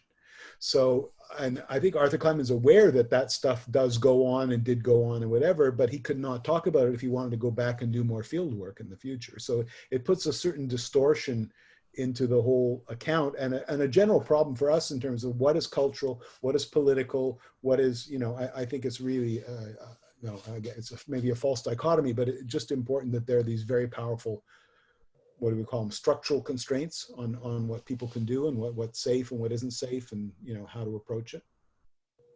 And I think you can also interrogate these narratives. I mean, where does the narrative really come from? That you know, Chinese people are subservient, and you know, and it's very easy to put down these protests. You know, it may not be the case. I think one of the issues that I encountered when I was first looking at the democracy movement in terms of the historical accounts of it and the historical representations of it was that there was such continuity. The ways in which both academics and even the military themselves sort of understood the 1988 demonstrations, for example, was very much rooted in sort of the narrative and discourses of the idea of sort of rebellion in colonial Burma.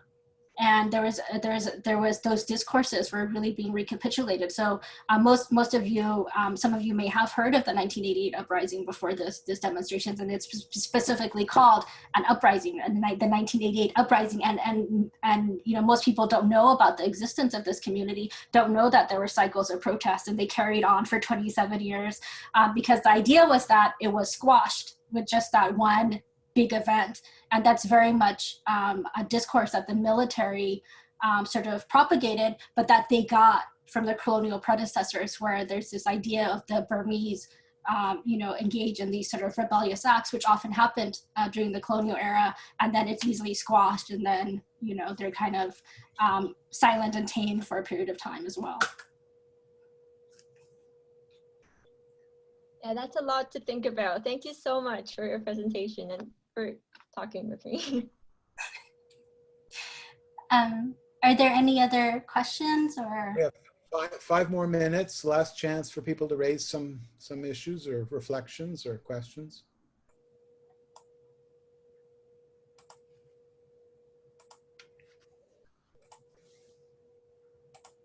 Well, may I ask another question then? I was hoping we could momentarily return to whether or not it's possible to identify some universally protective mechanisms, to frame experiences in such a way as to be protective regardless of the harshness of adversity. And perhaps people, elders among us with more clinical experience can jump in and help answer this question. But I wonder if it's possible, if there are many known cases of people who say undergo very difficult experiences, but then all the components are there. So there is, pardon the crude metaphor, but a sort of an athletic, sacrificial framing of torture as again, something that confers high moral status to one. The individual subsequently receives a lot of love, a lot of social support. They're deemed to be a hero, a moral person. One next element seems to me as pertinent is forgiveness. So being able to let go of the grudge, let go of the feeling of injustice and victimization. And again, a sort of ideology of selflessness is helpful there. So are there known cases of people who they've done all that, it checks all the boxes, and yet there is prolonged impaired suffering? I'm very curious. Lawrence, do you have any? Well, I'm sure that there are, because I think when you frame it like those would be sufficient to deal with anything, you're talking like an idealist philosopher, like it's all in the mind. I think that, you know, the violence we're talking about impresses itself on people in many different ways, in their bodies, in their social worlds, in their thinking. So I don't believe, although I think, you know, people's attitude toward things is very important, and it can definitely make things much better. And there are people who seem to have better quality of life than other people, despite horrible things they live through. I don't think that that's universally works for people and so on. The other thing I think that's the mistake in some of that, I think, is that there are temperamental differences in the first place. Mm-hmm. My grandfather, you know, came as an immigrant from Eastern Europe. There was no category of refugee, but he was, you know, playing hooky from synagogue one Saturday, and the Cossacks came and killed all of his relatives upstairs. They were playing cards downstairs, and they came up and they found bloody bodies and everything. But he was not a traumatized person. He was not aware of that category. It's not how he talked about himself. But I don't think it's because if only he'd had that traumatic category, he would have been infected by it, and then he would have done poorly. My grandmother, who had also difficult experiences, not quite as severe as that, did much more poorly in terms of how she functioned. She was very anxious and hypochondriacal and so on. And she has stories of being a child and bullets flying over, and so she was also traumatized. So I think, yes, some of it's mental attitude. And my grandfather on his dying bed, I'm using a very personal example here, but it definitely illustrates the story. I mean, and his late in life, he said to me, "Life is not what it is, it's what you make it." Mm-hmm. So there's that Stoic or whatever CBT philosophy kind of, you know. Yeah, it's exactly what you're saying. And it's true for him. It's true for him, but not just because he has that idea, and not just because he's a flexible person, but probably because of many things about his constitution, both psychologically and, dare I say, physically, in terms of how how he, was able to live his life. So I, as a clinician, it's partly maybe because of the stance as being a clinician, where you're trying to empathize with people, not blame them for their suffering or their problems. I'm extremely cautious about sorting people. That's part of the critique of resilience. It's like, it's good to be resilient, and if you're doing well, you're resilient, and therefore you get credit for doing well, but maybe, it's an accident why you're doing well. I'm glad you're doing well, but it's not necessarily a virtue to do well. It's not a virtue to not do well. It's not a virtue. It's not a personal failing to not do well. That's the gist of Primo Levi's argument, and I to me it's quite important as an ethical stance. Partly just because of limited knowledge, but partly because of for me, what it comes down to is, I think if it was me, I don't think I'd do that well. So I have some compassion for other people who don't do well. And I can't, just say, oh, that's the way it's supposed to be. And if you were just made of tougher stuff or just took a better attitude, it would all be fine for you. I think that's actually very naive, that approach. Sure. And in keeping with the John Henryism hypothesis, resilience is also death by a thousand cuts, and eventually you collapse. Well, that's right. And resilience, realistically, resilience does not mean that you've been through horrible things and you come back stronger. What it really means empirically is you've been through a lot of things and you come back different. And some of those things are strengths and some of those things are vulnerabilities. And you can show that when people who actually do resilience studies show that there are trade-offs. And who knows? Again, Seinenu's you're focusing on certain aspects of these people's lives. It would be possible to look critically at it in certain ways and say, well, there are other ways in which they've certainly paid a price, or in which they have certain areas of rigidity or certain kinds of empathy for others that they can't have because they're so much in this mode. Or I don't know. I don't want to say anything because it's totally pulled from nowhere. But I'm just saying, when you actually do studies of resilience in more modest circumstances, you find trade-offs.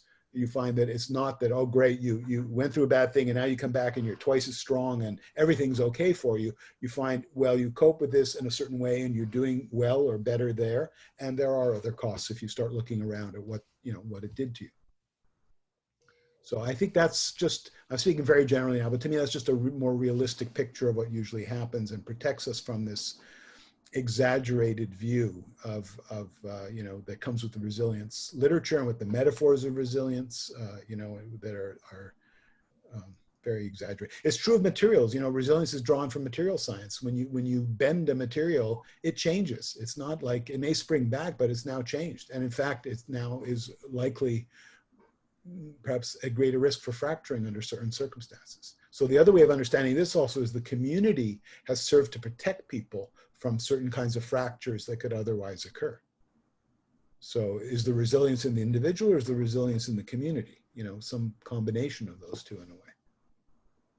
I think it's also the particular subject that I focus on, and it just so happened that Pyeongcho was the first person I met in the movement, but he and also another one of my subjects who actually did pass away, he had a very similar profile to Pyeongcho in a lot of ways, but he got liver cancer because he got hepatitis in the prisons, and he passed away in 2016. So even if your mind is quite resilient, your body doesn't always survive that, and for many people they don't.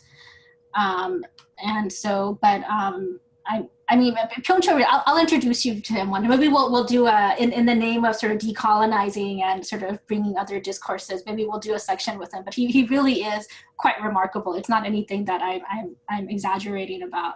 There's many other people in the movement who've had both similar and different trajectories, but quite remarkable. And one of the things that he actually said to me, very similar to your grandfather, was that, well, I would ask him about if he didn't lose hope in the prisons, and he would say, oh, if there's 5 people, in a room, and you ask, each one of them for help, at least 2 of them would help you. And even with the prison guards, so there were 5 prison guards, if I would ask them for help, even if they sometimes came to me occasionally and said, how are you doing today? That was a form of help. They were trying to help me by asking me that. So he really did have this kind of particular, attitude about life. Mindset, yeah. Yeah, so the question again is, how much can you learn that? How much is that a certain philosophical attitude, a certain coping strategy, and we'd all do better to have more of that. I'm sure that's true for me. I would definitely do better to have more of that. But then again, the part I'm just resisting a little bit is Samuel's way of framing it like, not that it's a universal process, it's just not a universal solvent or cure for everything that ails you. That's kind of the point. I agree that these, being future oriented, finding the positivity in a difficult situation, et cetera, all these elements are going to, other things being equal, be helpful, and having a valorized meaning for what you're doing and what you're enduring, so it's not meaningless and corrosive in that way. All that's going to be good, but it doesn't mean that therefore you have limitless capacity to deal with whatever, So. But Lawrence, would you say that on a societal level? So Samuel gave the example of John McCain, and at the end of his life, I don't know how he must have felt that, that there was an entire discourse in America about how he was a loser because he had he had gotten captured by the North Vietnamese. And so, on this sort of societal cultural level, it seems like there might be something to having these frameworks and these concepts that really emphasize a certain sort of form of personhood, certain orientation, towards being human. That appears to be completely undone in the present day United States. Exactly. I wonder, if there's really, because that particular comment about McCain being a loser, I mean, we know it reflects the psychopathology of one, leader we don't have to name, but I wonder if there's really a consensus in America about that. And in fact, one of the things I like about the John McCain story is that, many card-carrying, Democrats who would not praise a Republican, to save their life, they typically mention John McCain. Now, there was a solid guy. Now, so there's something reconciliatory about that. At least that's because I too suffer from perhaps too positive a mindset. Perhaps I'm not really seeing, but I like to invoke the story precisely because it's often one that can help reconcile people. But perhaps you're correct. Perhaps there's another segment of the American population who focuses on the sort of loserdom aspect. But. Well, and the loser part also comes from the zero-sum thinking. If you can say, yes, he was broken at that point, he went on to have a good life. It certainly scarred him in certain ways. He had to live with chronic pain. He had other things he had to deal with. And so let's not exaggerate the burden that he's carrying. And maybe we think he's doing great, but he knows that because of dealing with chronic pain, he's functioning at 80% of what he would have done had he not have to live with that. So in other words, we're making a story that's a partial story. And when I'm saying this, I'm coming partly, again, as the researcher who says, let's try to understand these processes and keep in mind all the pieces, but also the ethical stance of a clinician where we want people to live better lives. We don't want to say you can take the high road or the low road, or, there's a hero's path and there's a wimp's path. And which are you going to take? This is not how we engage with people.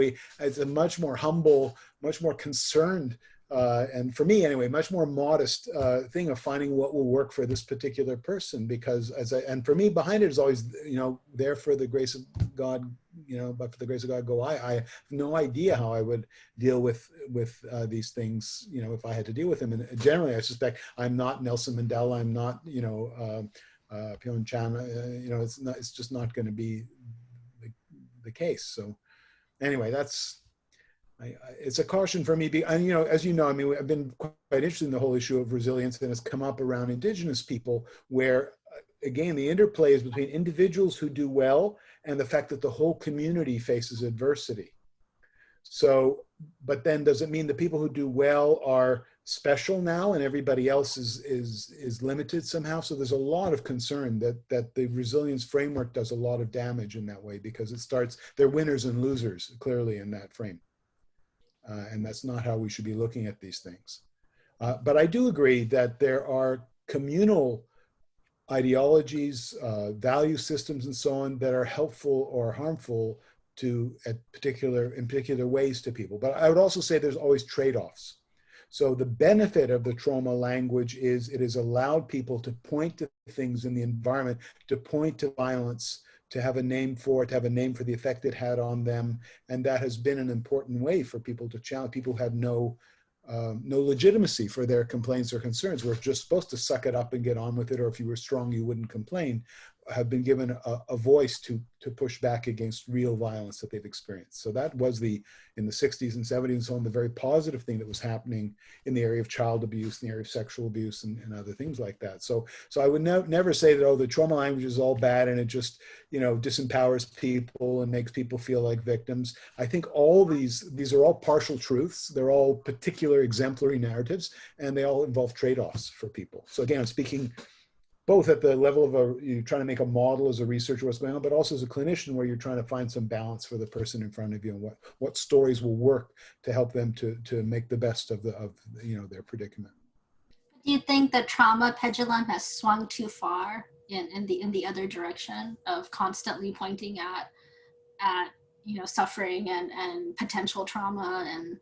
Yes. I think Alan would agree that it's, this is also what Didier Fessin and Richard Reshman talked about and so on, the empire of trauma. I don't know. I think globally, probably yes, but I also think you have to look at things on a case-by-case basis, because I would say there are situations where that language allows people to say things or point to things that otherwise they would never be able to do. And I feel that same way about psychological language. Talking about relationships and so on is not always helpful to people. Sometimes it's very disruptive, but it does give people permission in a way to talk about things that, because they're living in a Confucian society or a very hierarchical society of some other kind or whatever, they're not, or this is a woman's lot, you're living in a society where there's a very clearly defined gender role and there's just no space for you to begin, that this kind of discourse, even if it's destabilizing and problematic in some ways, opens up the possibility of another kind of conversation and imagining another kind of situation for people. So I think we need both. I think as helpers and even as researchers trying to build models, we need both ideas. And for me, the corrective always is to think in terms of trade-offs, not to assume that there's one way that's going to work for everything, but assume that this works in certain ways, but what's the cost? What are the implications of this, on both sides of the ledger, kind of, if you will. Anyway, I get to do my little. As a concluding thought to throw out there, I'd like to suggest that perhaps globally, the pendulum has not yet swung that far in terms of the McDonaldization of the concept of trauma. From my own current cynical perspective, I'm sure I'll change my mind tomorrow. It may be that the fashionable discourse of trauma is still mostly operating in spaces of relative privilege. So elite Western universities, the elite media, that sort of thing. In that it has, in those spaces, by many accounts, by non-Western industrial educated accounts, it has been inflated to rather grotesque levels. It is itself causing harm. Whereas there are many parts of the world where ongoing injustices are still going on and ought to be recognized and named for the pain that is being silenced. Now, as this sort of global Western apparatus of trauma trickles down to less privileged spaces, what will be the consequences? Who knows? Yeah, I certainly agree with you that there is that problem and it may be large, but the only thing I would caution is that it's not the case that wealthy, privileged societies don't have violence and trauma. And in fact, we have enormous amounts of it and enormous amounts that are not talked about still. So again, both things are going on at the same time. That there are people maybe who are using the language of trauma to amplify problems and and end up feeling more vulnerable than they maybe need to be in a certain situation because they're assuming that that's what all this, the only way this can go for them or for other people. And there are other people who are still struggling, with extremes of violence, physical, psychological, whatever, and trying to survive. So that's why I would always be extremely cautious about, you can make the social critique and it's a real phenomenon. Again, that's what happens in the empire of trauma. It happens in many other people, but keep in mind always that there's a sizable number, a surprisingly large number. This was the whole thing in the 60s, discovering the levels of child abuse, of physical, severe child abuse, which happened in pediatrics first. And, Ian Hacking writes about this in Rewriting the Soul. The point is, yes, there was an exaggeration of this. There were witch hunts and wacky stuff that went on, but there's a core of very serious stuff which still occurs on a daily basis in any hospital emergency room and so on, which is very alarming and very concerning. And that's part of the the reason why we can't dispense with these notions either. It's not like, okay, this is a bad idea. Let's just talk about resilience, you know, because this is just taking us in the wrong direction.